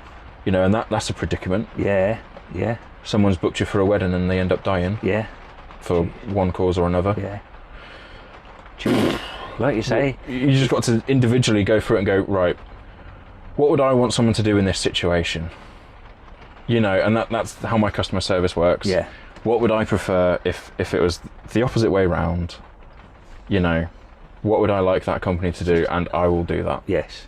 Yeah. You know, and yeah, them years were tough. And we're only just, and I mean, I was going to say. this year coming out of it. Yeah. Because you got 2.5 years where people couldn't get together. Yeah, exactly. So engagements didn't happen. Yeah. So weddings Yeah. haven't happened. Yeah. Right. So since 2020, you know, you got fight or flight. Well, I'm for fight Yeah. 24/7. Yeah. And I'm only just starting to understand that I don't have to now. So I've had 4 years where I'm on edge going, right, what next? Got you. Yeah. Yeah. What's going to happen? Yeah. Yeah. Brilliant, here I come. But now you know you've hit Yeah, now it's like, right, you can, tracks. you know, put your guard down. Yeah. Yeah. You can slow down and Yeah. just think and just chill out a Yeah. little bit. You know, and don't get me wrong, it's still really hard in the current economic climate. Yeah. Yeah. But yeah, it's just that thing of your guards down, whereas before I'd be anxious about any news headline. Because you're just like, brilliant, Here we go again. you know, Yeah. because Yeah. the first lockdown that happened, the next day I was meant to be doing a wedding, and me and the bride are texting each other going, you know, what do we do? And she's like, well, my venue have said, obviously, assuming everything's okay, it's happening. And it was up in Scotland. So I'm like, right, well, I'm going to have to pack everything's packed, it's in the car, ready to go. Watching the news, obviously I went straight to the pub to watch the news, because I'm like, well, if this is the last pint I'm having in the pub, I'm going. And it happened, and you're like, I guess it's not on, and question mark. And she's like, with her hubby-to-be in the group chat, we guess it's not. And you're like, okay, what happens now? And then all them people get in touch to go, what happens now, what happens now, what happens now, what happens now? And we go, I don't know. As a country, I haven't been in this predicament for 100 years or whatever. No idea, mate. No idea. Let's just figure it out. Like you say, if you hadn't, that's enough to tip anyone over the edge. Exactly. Isn't it? So it's that, am I sad, am I depressed? And understanding, like you say, am I happy / content? Or is this euphoria? And people who chase euphoria 24/7, that's probably not good either. No. Because you can't, I don't think you can chase it. That's not sustainable. It's just something that happens. You have a euphoric moment in your life. You enjoy it, you lap it up, and you take every second you can of it. But it's not going to last forever. No. It's not the world. It's not an orgasm that lasts for eternity, is it? That sounds energetic. Even that'd get dull, though. Yeah, you'd be like, oh, sweet Jesus. Not again. In 5 minutes. But you know what I mean? Yeah, 100%. And that's the difference, isn't it? Yeah. And I'd imagine on the flip side of that, because everything's got a flip side. Sadness and depression, two completely different things, aren't they? Completely. Like you just when you said sadness, and you've got like a rationale of why you're sad and how you can possibly get out of it. But I'd imagine if you're depressed, you've got no rationale whatsoever. No, exactly. And you'd wake up and you go, don't want to be alive today. But then you'd also go, why? Don't know, just don't want to. But why? Don't know, just don't want to. That's what I was that just whole combating. Internal monologue it's crazy, isn't it? To think that it's just you. You and your own thoughts. Your own worst enemy. It's true, and I think that's when, getting back to, that's when, like we've said earlier, men in particular, especially, I think guys of your age are becoming, it's because the stigma of it has become a lot less than it has. Now, when I was your age and younger, it wasn't talked about, or if it was just you were taking the piss out of. It wasn't a thing, just get over it, man up, all the usual things. Men didn't have, that's, and I think as well that British stiff upper lip kind of attitude. So all of those things combined, and now it's probably, I don't know, it'd be interesting to see what the statistics were, going back 20, 30, 40 years, see if it was as high as it is now, or whether or not it's now men my age are now suddenly becoming more aware, more in tune with their own feelings. It's similar to, Victorians going, oh, they died of old age. And then you go, actually, it was cancer. Right? And now we understand that, and we go, no, it wasn't old age, it was this. And it's, is it happening more often, or are we just understanding more? And I think that's it as a... it's obviously going to be both. Of course there is. But it's... just... But I think what we need to do, what men need to do, is we need to do this. And we need to talk. And even if you haven't got a close friend, I mean, some people haven't got friends, but there's so many places you can go out. Not, on the phone too, you can email. Exactly. You can be anonymous. Even just Facebook groups. And you can just talk to people. There's a new club type movement that started up. I don't know how new it is. It's called Andy's Man Club. There's one in Carlisle. There's one in Carlisle. I'm yet to go because I keep being busy. Well, I'm hoping it's on my list. I'm hoping to get one for Penrith. Maybe. But the guy on from nice. From that group. That'd be ace. I've got another guy coming on who's another advocate of kind of addictions and mental health process. He's coming on soon. He's from Carlisle. But I think the more normalised we make it, because the last thing you want, I mean, and I know it's difficult for people that are in that situation, because they have got no rationale of what they're going through. Yeah, rationale's the right word. Yeah. So they've got no concept of the damage that it creates, what they leave behind. Yeah. Have they? So because they're just in that sort of blinkered moment. It's a way to end pain, isn't it? Yeah. And it's like the amount of people that I've known over the years at the stall.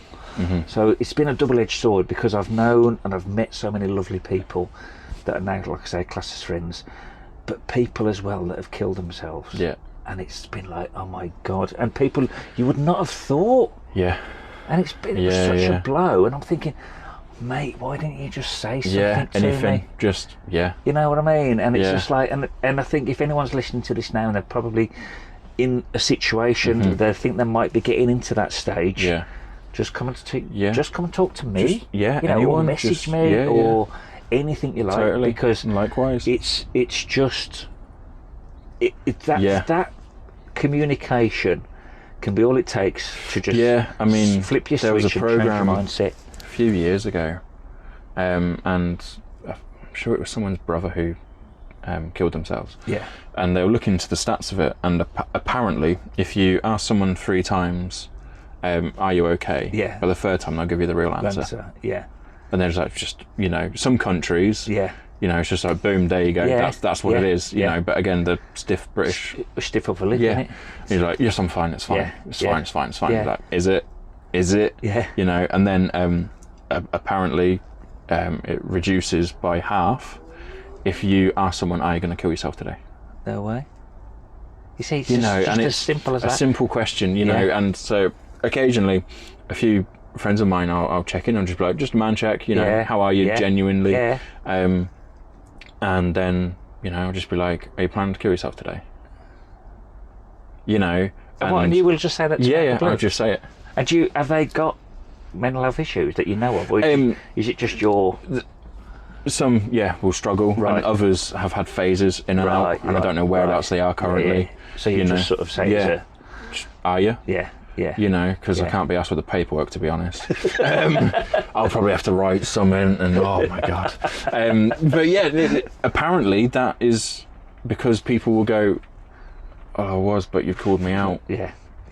And it's just that, just even that tiny simple thing, little thing, and even just a hi, thinking of you. Yeah. Whatever it is. As well, where we live in Cumbria, it's a massive rural community, as you can imagine. Yeah. And I'd actually saw a thing. It was on it was either popped up on my Facebook feed or my Instagram or something like that. And it was this farmer, this young lad. He was only in his early 20s, and had a bit of a crack. And then he'd come back and he said, "Just had a really good catch up with my mates. We were just chatting about men things." Yeah. He said it was great. He said more men should do this thing because it was good for my mental health. Because you can imagine if you're you're a farmer, you're in your tractor all day long, just by yourself, and your own thoughts, and you're just getting lost in your own thoughts and something. So particularly, it's probably a bit. Well, I suppose any rural area it'd be the same sort of thing, but it's just little things like that. It's just like 100%. It's like there, and you'd imagine without one to kind of stereotype all farmers just the same. Yeah. But you can imagine they'll just be the sort that just get on with things. Yeah. Especially farmers my age, older. Yeah. Probably younger guys. It's just like, okay, let's just get on with it. And then eventually it all comes to a head, and then you can't get on with it anymore. No, totally. So I think it's all great, and I think one of the reasons for starting this sort of podcast was to meet people like you and to meet real people that have got real stories. Yeah. So then, because the feedback I get is like, "Oh, I love this episode because it was real. This is resonated with me," and it kind of. And I always put links to everything in every episode. So there's always, if people do want help in things, if people want to chat to you, or if they want to chat to me, so it's all good. And it just breaks down that stigma and them barriers that they've been there for centuries, haven't they? Yeah, particularly exactly. with men. You see, women. I'm not saying women don't. Yeah. Suicide as I said, Yeah. But women just talk more, don't they? Yeah, seemingly. They're more open with their feelings and it's, more as a more than men, anyway. As a general thing, women, by the stats, have more mental health issues. Yeah. Again, is it what we know or is it true? That's another topic. Yeah. But more women are known to go to a doctor for help Yes. and to be on medication and talk about their mental health. Yeah. However, more men end their lives. So surely it's probably the same. Yes. One lot get help. Yes. And one lot bloody don't. So, yeah. You know, so it's, what's the missing bit? Well, the missing bit must be talking. Talking, getting help. I'm pretty sure it's, as a humankind, Yeah.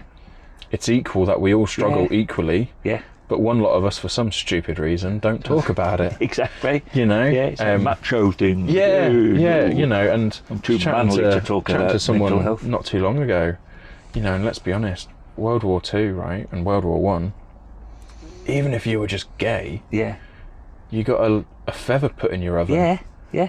That was only 100 years ago. I know. You know, and we've come incredible distances, but my word, we've got a lot to go. Oh, haven't we? Haven't we? You know, and it's just... And it seems crazy. at the moment that we're kind of going backwards Yeah. in some respects. Yeah. I'm looking at things now, thinking, what? Why are people still talking about that in this day and age? Yeah, It's like that shouldn't even be an issue now, yeah, let alone 100%. debating about it. Yeah. And it's like, man. Yeah, I just go sort of, are you happy? Yes. Are you hurting anyone? You know, because of whatever you're doing? Yeah. No. All right, spot on. Yeah. So yeah. see you next week. My questions are answered. Yeah. You know. It's crazy. Yeah. It's crazy. It is. So, but I think we've hopefully touched on that enough, and Yeah, I'd say so. and I think people, if anyone's listening to this, and if they do need any help or They can reach out to they can reach out to whoever. And like I say, I had an amazing experience with my doctor. That's really good. Yeah. Isn't it? I don't know if I was just lucky or what. Yeah. I hope not. I hope that's what most people You get, hope and that's we the only norm. read about the horror stories. Yeah. But That is just in general, just start. Yeah. You know, Yeah. just start a conversation, and GPs are pretty impartial. Of course they are. You know. Yeah. Yeah. They're not going to judge you. Yeah, exactly. That's their They've job. heard and seen way Yeah, worse. Of course they have. Yeah. Yeah. So you just go there, tell them what you're feeling, Yeah. tell them what you're thinking, Yeah. and then let them Yeah. sort of just help you. Yeah. Just ask That's for what help. it is. Whatever Yeah. it is, just That's all ask it for is. help. Help, isn't it? It's not. Definitely. We all need help at some point in Yeah. our life. All Definitely. of us. Definitely. So next stage in your life, Yeah. the old Carlisle Soap Company. Yeah. What created? What was the reason or the So, thought process behind that? funnily enough, goes back to weddings and COVID. So Right. I was driving back from a wedding. It was like 4 weddings on the bounce. Yeah. Because everyone had to rearrange their dates, and obviously you've got 2 years worth of weddings that Yeah, venues now to cram into one. Yeah. So I had loads of weddings back to back to back to back. And I was driving back and I was like, my God, I need a product. Like, I love my job, but at some point that's not sustainable. Right. You know?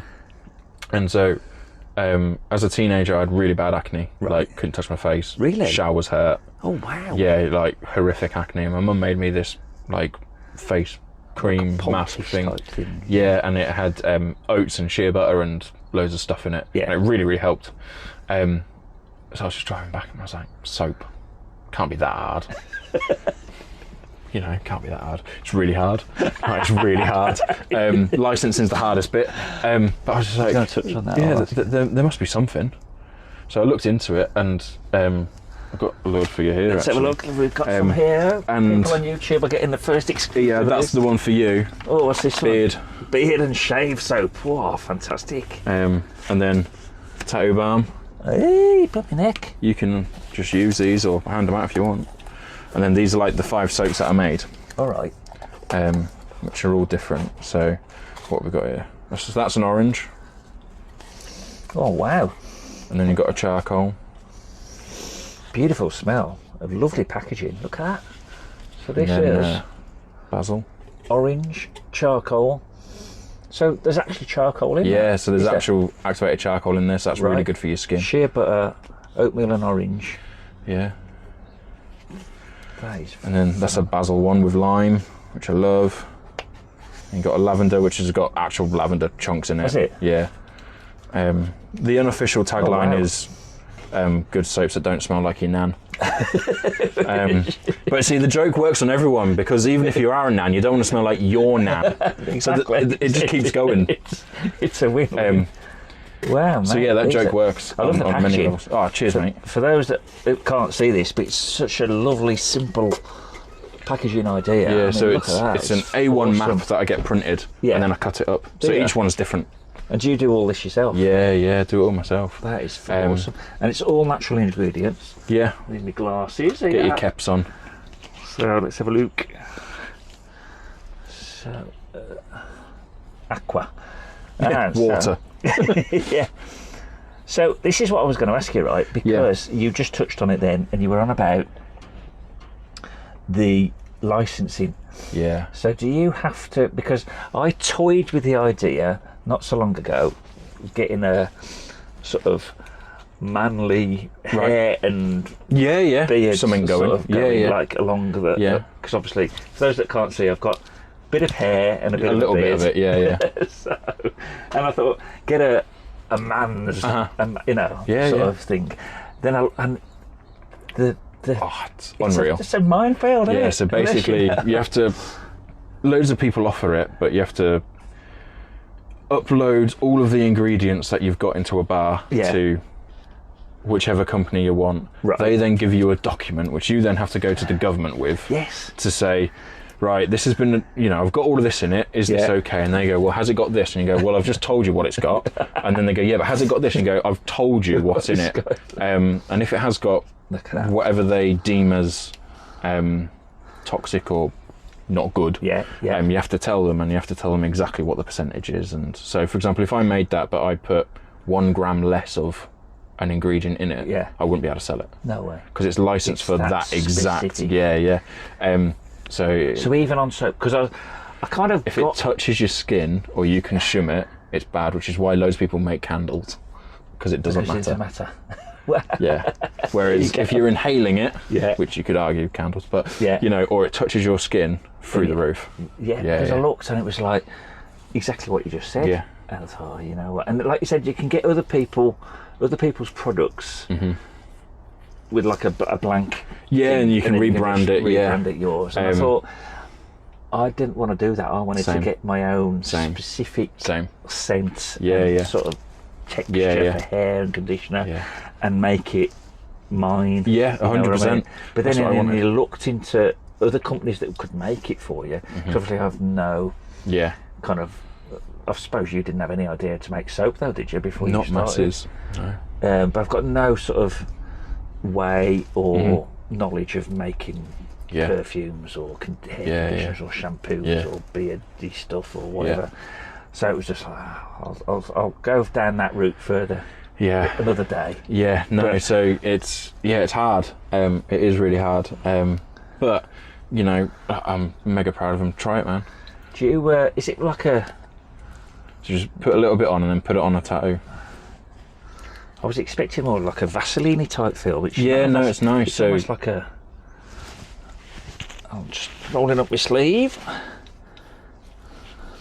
Oh, even kind of reanimates this. exactly. Now this tattoo that I'm putting, black's deeper, doesn't it? Now I've just put that on. For those that you aren't watching on YouTube, I've just put this tattoo skincare balm on, and it's just completely.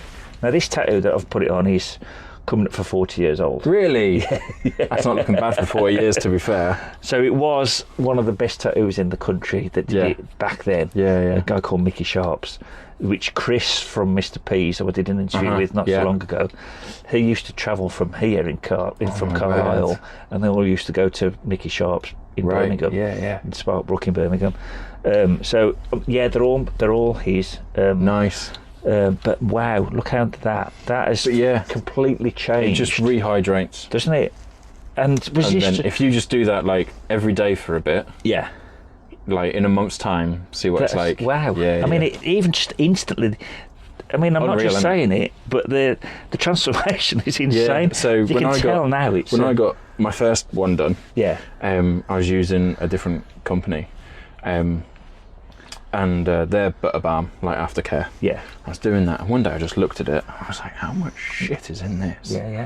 you know, and like it was a relatively sized good tub. Yeah. You know, I don't know, 100 grams or so. Yeah. Right. And it was like 20 odd quid. And yeah, it lasts months. Yeah. I was actually looking at it and I was like, I wonder how much that cost to make.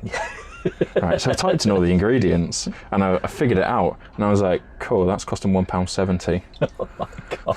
And let's say the tub's a quid, you know, and I'm being hoodwinked it for this. Yeah. It's like, sweet Jesus. So then I looked into it more and more and more, and I was like, well, actually, like, that ingredient's just there because it is. Yeah. You know, and I was looking through and I was like, right, so what ingredients, if you could have something perfect, but as little as possible, would you have? Yeah. So there's sheet of butter. Yeah. I was like, tick. And then there's avocado butter. Yeah. Which is like ridiculously hydrating. And then there is, I'm gonna have to have a look. What's it called? Calendula officinalis something, which is marigold. Right. See, I know it as marigold flour, right? But yeah. the actual oil is called something else. Yeah. And I always get mixed up. But yeah, so marigold flour in there, avocado, shea butter. And it's got no sense to it at all, has it? So that's another thing. All the ones I tried, and I'm like, I don't want to smell like that all day. Exactly, yeah, because you have your own cologne or your own and your own same with smell. the soaps. You know, they smell nice when you're using them. Yeah. But I don't want to smell like that all day. Yes. I don't want to smell orange all day. You know, I like orange, but I don't want to smell like it all day. So yeah, the whole idea is it's just nice luxury soaps, eco, like I say, it's all paper. The packaging is awesome. All dead easy. Yeah. Like I say, pick ones to use, mate. They're all yours. Give them out if you want. Oh, thank you Just very much. do whatever you want. That's fantastic. But keep hold of that one for your tattoos, and like I say, over a month. I bet it'll be different. Yeah. I mean, that transformation is insane. I mean, you've even got some colour. Yeah, the colour's just coming through. Yeah. I mean, if you think that this tattoo is 40 years old, you can now see it's a Chinese dragon coming out of fire. I won't lie, before it just looked like a blob. Yeah, it will have. It will have. But now you can actually see what it was when it was firstly done. That's insane. So not only is it great, and it actually does what it says on the tin. Yeah, literally on the tin. Yeah, literally. So, what was, getting back to why you started it, you said you had acne and that. Yeah. And it was something to do alongside. Yeah, so the idea was photography, like we said before, is quite seasonal for weddings. Yeah. Whereas in winter, so I do these in batches of like 300-400s. Right. So basically, put all the ingredients in a pan. Yeah. You know, mix it all together, do what you want, pour it into, they're literally called loaves, and it's like a little loaf tin, right? And then get that out and cut it, right? And that makes like 12. Yeah. Repeat. Yeah. Right? So you can do that, and you can, in 3 weeks, you could make, if you really wanted, a few thousand. Yeah. Right? So I'm like, okay, that's November sorted. Yeah. And then the rest of the year, just sell it. Yeah. Right? And obviously you got maintenance, you got whatever else to do, but actually, as a business model, that's quite sound. Yeah. Not really doing much in November. Something to do. Yeah. But I was like, what's it like to market a product? Yeah. You know, I've always done service-based jobs. Yeah. What's it like so this is your first, to have something? Yeah. Yeah. To have a product. And to get it out there. Yeah, and just something to do. Yeah. I like a challenge, and I was like, I've never had a product before. Well, at least you know a good photographer for all your... Well, so that's the irony. The first lot of photos, one of my friends is a very, very good product photographer. Right. So I was like, Del, if I send you a load of soap. And he was like, what? I was like, if I sent you a load of soap. He's like, what? You know, anyway, conversation carried on. So he photographed and did a lot of the first ones. I've obviously done a lot subsequent. Yeah. But the ones to get it going, because again, I was dealing with red tape, paperwork, yada, yada, yada. I'm like, look, deal with that. Yeah. I trust you 100% to do the photos. Just do the photos. He'd done them, and it's only been going 18 months. Is it? Yeah. Have you found... I'm loving it. So I know you supply to a couple of shops in Carlisle. Yeah. Was there... What's the word I'm looking for? Were they quite up for taking your product on? Yeah, definitely. Yeah. So I'm currently trying to expand across Cumbria. Yeah. So we're looking for a shop in Penrith? Yeah, I've approached a few, haven't heard back yet. But I went round one day with samples, boxes, and a nice letter. Yeah. I was like, try them. Yeah. You know, if you like them, you like them. Yeah. Had great conversations. But yeah, so we just need to sort some things out. I mean, it's great. I mean, it just straight away, the name of it, Carlisle Soap Company. Yeah. It's the simplicity of it. Yeah.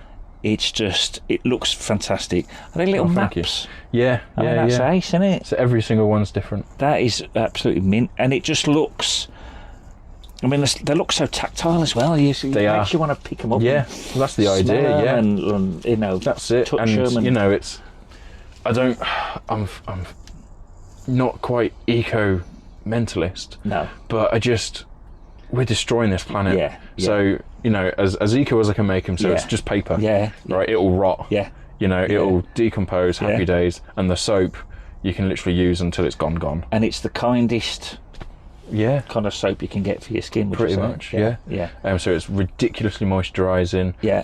And then the oatmeal helps exfoliate, Excellent. and it's absolutely rammed full of nutrients. All So natural. it's fantastic. Brilliant. My skin's gone through the roof. Has it because of since using it? Yeah.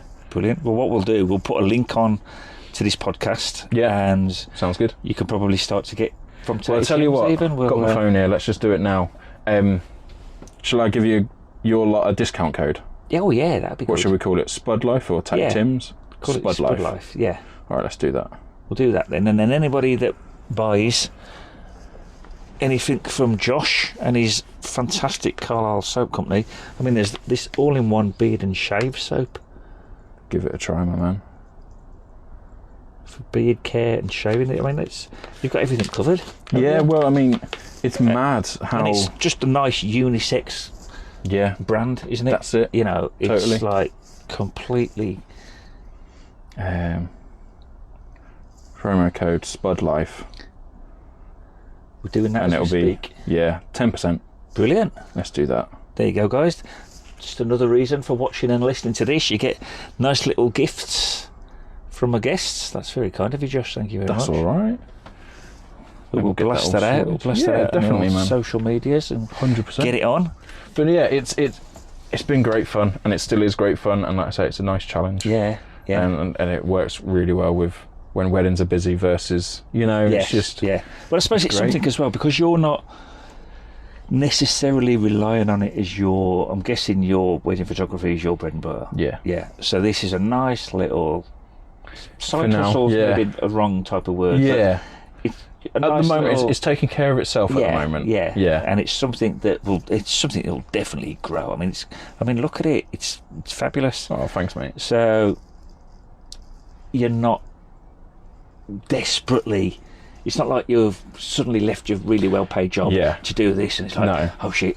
Yeah. No, not at all. It's which gives it nice. that. It almost as if that vibe that you've got about it rubs off onto it, as stupid as it sounds. No, Do you know what I mean? definitely. Because it's kind of like, there's nothing worse than desperate in business. there isn't, is there?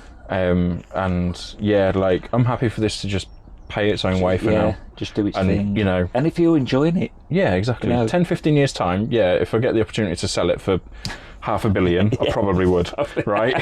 But you know, until then, it's looking after itself, so it's fine. Yeah, you know, so why? it's getting there. That's great. That's awesome. That's been ace.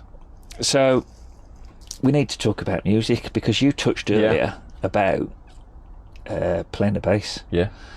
So what? You were in a church. We were in a church. Yeah. Why the bass?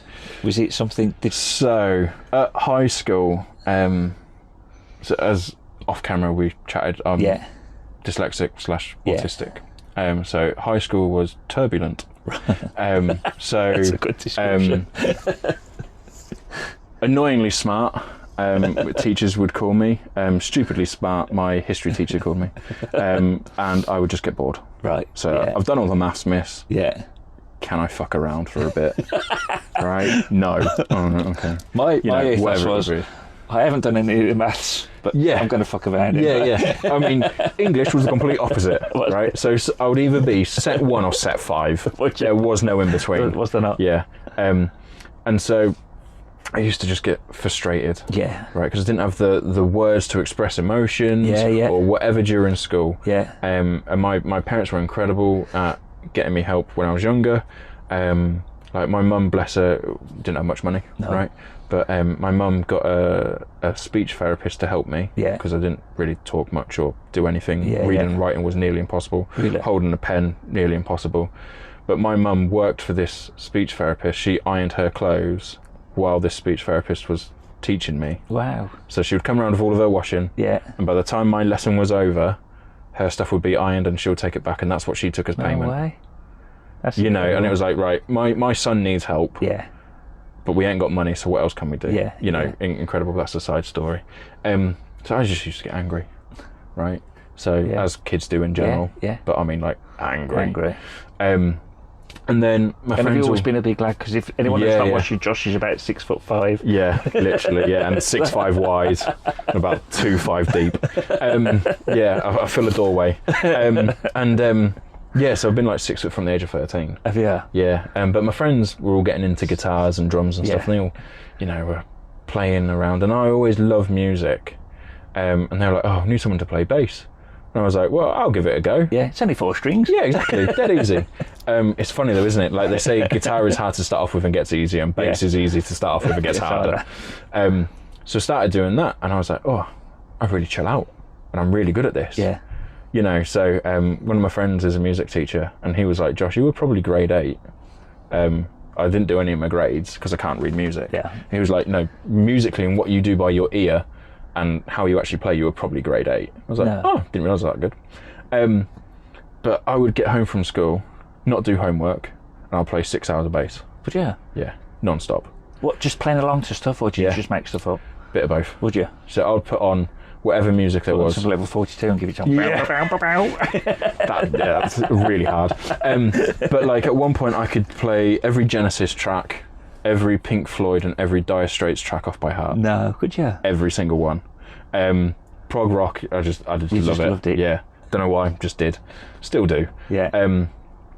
Yeah, so that's sort of how it got, and then throughout uni, etc., etc. So what was your first bass? Did you just pick up a cheapie? So the first bass is how I got to play for the church. Right. So that was just already there. Yeah, so church had a bass, and asked the pastor, who I think his name was Alan. Yeah, it must have been Alan at the time. And he was like, well, Josh can borrow it and the amp, because no one at the church was playing it. But he said, but you have to play in the band. Right. I was like, all right, fine, I get a bass. Yeah. You know. Yeah. So at first it's like just every bar, boom, there's a note, and then don't know where the next note is, you know. And then a little bit later, you're like, dum dum. Oh, I play 2 notes, mint, you know. And then so you literally just went up and down and fretboard and up and down the neck. Yeah. Just learning. Yeah. And with your autism, would that then have stuck? Yeah. Was that your? Yeah. No, that's your in. Sort of that's thing? in. And like I say, so even now. I've got 3 basses. I only play one of them every now and then. It's horrific. It's rubbish, isn't it? Yeah. You know, and he just stares at me in the office, and I'm like, I know. I'll be like, oh, that's a nice bass line. You know, just listen to me. He's like, oh, that's a good bass line. Go back to the start, grab it, and type in whatever there is, bass tab. You go, vaguely remember that. You know, like, duh, duh. And like 2 goes through, like, oh yeah, sweet. Can just do it. And like I say, it's an hour of something, and I'll be back into it, and I can remember it. Just like you'd never been away. Yeah, pretty much. And yeah, I love it. Absolutely loved it.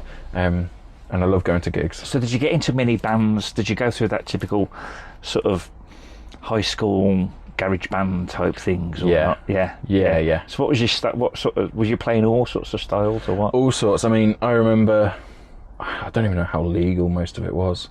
There was a pub in Kings Lynn, and we would all go, and they'll just have like amps and stuff and microphones there. So you just literally plug in? Yeah, just plug in, right? And we would all go, but there would be like, I don't know, 20 of us from different schools, and loads of that. And like the max we ever served was a shandy, to be fair to them, right? But you know, you're all like, there's not a fucking adult here. Even the guy at the bar's only just turned 18, right? You know, and you're just like, what were you all doing? But there'll be Marshalls, and there'll be all these amps and the rest of it, and drum kits, and we'll just be like, oh, who wants to go play a song? Yeah, all right. It was like karaoke, but for bands. That's right. It was mint. Isn't it? You know, and then mum and dad would come pick you up, and you just chuck your guitar in the back and. Because what was the gig scene like down that way? Did you get many bands passing through? I bet you didn't, did you? Where was your? We did, but I was more interested in playing rather than going. So you didn't go and see a lot of bands. You were I was more interested in going to watch my friends play and me playing, rather than going to see a big band. A bigger band. The first proper gig I went to, which I can vividly remember my dad telling his work colleagues, I can't believe who we're going to go see tonight, was in Norwich, at a place called the Waterfront, which is like brickyard size. Is it? Right, and it was the Undertones. Right, and I vividly remember eating a Mars bar as they played the song Mars Bar, and I was like, my life's made. Right, and I must have been 13, I don't know, 13, 14. But yeah, I remember Dad being like, right, you're at an age now where you can probably start going to gigs, right, and you're clearly into music, so if you want to go to a gig, just say, and we'll go. Because again, Dad's massively into music. So yeah, sweet. So we did that. But no, it was probably uni sort of time that I started going to other stuff. Apart from that, it was just me and my friends playing. But I suppose as well, when you lived up here, when you come to uni up here, there's bigger bands you've still got to travel for, haven't we? So you know, if we want to go and see, everyone seems to bypass Cumbria. No one stops in, do they? So it's Glasgow, Newcastle, or Manchester, isn't it? So it's an hour and a half journey, pretty much. Either way, or stop overnight job in it. So, but it's still, I still wouldn't give up where we live. Same. And I do hope that when the Sands and other places come back up, we get more people coming. Well, we should do, because I mean, Robbie Williams played there, you know. Well, it's like the football stadium, wasn't it? They had a few gigs. Yeah, I mean, they had Elton John at Carlisle. Really? Yeah. When was that? It was about 10 or 15 years ago. Wow. And then they've had... I know Rod Stewart was there once. Ollie Meyers was there once. Madness have played at the racecourse. So it's not... No. You know, there are venues there, and it's feasible. I think it's just... Cumbria's got, 500,000 residents? Yeah, it's just... And everyone's like, well, I'll go to Newcastle instead. Yeah. You know. And so we've got a sparse population. Yeah. Massively spread out. Yeah. It's like... Yeah, why? Why would you? Which is a shame. But yeah, no, I love going to gigs. After COVID, I was like, right, I'm going to go to as many as I can. That was my ethos, because pre-COVID, it was just like a band had come out, so I can't make it. I'll see. Yeah, that would be nice at some point. Yeah. Can physically go, I'll go. Same. And I'll go and watch anything, and I'll mainly just to support live music. I mean, we've got a lovely little grassroots place in Penrith. It's on once a month. It's called Plug and Play, and it's basically an open mic night. Yeah, nice. But they also have like a travelling kind of bands or artists that comes round. Nice. So they might just be doing venues, maybe 200 people tops you could get in at a push. That's a good size. There's a nice little PA system, little miniature stage. It's in the Penrith Playhouse, which is a little sort of theatre, but it's in the bar area. Yeah. And you can imagine, what I love about it is you can imagine 50 years ago, it would have been one of them places, smoky underground places that you'd have walked into, and it'd have been a haze of blue smoke before you even saw us, you know. Yeah. And it's got that lovely chilled vibe to it, you know. But I've seen some amazing stuff there, and it's like, I don't know, no, totally. It's just like what you mean. Live music, you can't beat it. And so that's why I do try and support as much and as varied as I can. In fact, I've got a guest coming on at the end of this month, and I met him at one of the gigs he did there. He's like a local. He's from sort of Arnside, he's sort of South Lakes, but he's got this phenomenal knowledge of like the folklore of Cumbria and the Lake District. Cool. That would be cool. But it turns this folklore into these amazing contemporary folk songs. It sounds a bit, to that then. Bit crap, doesn't it, if you're not into that? But it's not, you know, the way he does it. Yeah, it's kind of I find it a little bit funny at the moment. Obviously, country music's getting massive. Big, and I'm like, isn't that folk? Isn't that what we call folk? You know, and they're like, oh, it's country, and I'm like, no, it's Americana. Yeah, I'm like, is it? Music. It sounds like folk to me. You know, but again, I love how different counties have different styles. It's great, isn't it? I always say I love every genre, but it doesn't mean I like every artist. No, you know, don't mind hip hop. Yeah, but it doesn't mean I'll necessarily listen to Beyonce. No, do you know what I mean? It's true. Yeah, so it's quite funny when you look at all the bands that I've gone to see and things like that, and everyone's like, how does one person go to all of that? Yeah, you're like, good band. Yeah, exactly. You know, and it's Coldplay. Yeah, quite divisive. Yeah, weirdly, even though they're like one of the biggest bands in the world. Yeah. Musically, I find them interesting. Yeah. Would I deliberately put them on? Not necessarily. No. Would I go to their gig? 100%. So you'd like to get Glastonbury tickets this year? Yeah, and it's just like, I bet their gigs are insane. You know, just all the tech that they've got, and everything, the energy, their show, yeah. you know, and I'm gutted I wasn't able to see Pink Floyd live. Like, my word, what sort of gig would that be? I've seen Australian Pink Floyd, I've seen Brit Floyd. Yeah. They were pretty fucking good. But, you know. I wonder why you got into prog. Probably Dad. Would it have been? Yeah. Is that his thing? Again, equally, my dad would listen to Linkin Park and then he'll listen to some classical. Yeah. You know, so that's So sort it's of... totally eclectic. Yeah. So it'll be interesting to see what Josh's top 10 tunes that he puts on the Spotify Spud Life playlist, won't it? So Yeah. So because I give think. every guest a chance to put up to 10. Up to 10. Up to 10 of their I'll put favourite tunes. I'll put some local artists on them. Will you? Yeah, so one of my favourite bands, sadly, isn't a band anymore. Yeah. But you might know of them. Fiona Clayton Band. Oh, yeah. So I used to do sound for them. Did you? Here and there at the Sands and different gigs around Cumbria and stuff like that. Wasn't she Fiona from Penrith? Mm-hmm. She was, wasn't she? Yeah. And she I know she got into BBC Introduction, didn't she? Yeah. And then, does she live in London now or not? Or is she still they're around Alston way, I think, at the moment. They? Yeah, right. But family started and whatever. Right, yeah. But I'll have to get you on, Fiona. Yeah, definitely. But I still regularly listen to the album. Do you? Yeah. So we'll have to... Yeah. Right, so there'll be some of that. I'll have to think who else is local. Yeah. And get them on. Yeah, that'd be really good. Yeah, really definitely. good. Well, mate, what a show it's been. Yeah, it's been great. Really enjoyed it today. Me too, it's been good. Really enjoyed it. So, thank you ever so much for coming on. Very welcome, buddy. And we shall, don't forget, anyone who wants to talk about any sort of mental health issues, give me, Josh, anyone, your friends, anyone to listen. I'm going to put loads of links onto this for that.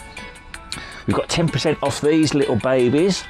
Look at these. All sorts of stuff from the Carlisle Soap Company, which is Josh's kind of new-ish venture, still in the making. And listen to Josh's fabulous 10 songs that I'm intrigued to listen to on the on the Spotify, the Spud Life the soundtrack playlist. So brilliant. Thanks, guys. Have a good night. Cheers. See ya.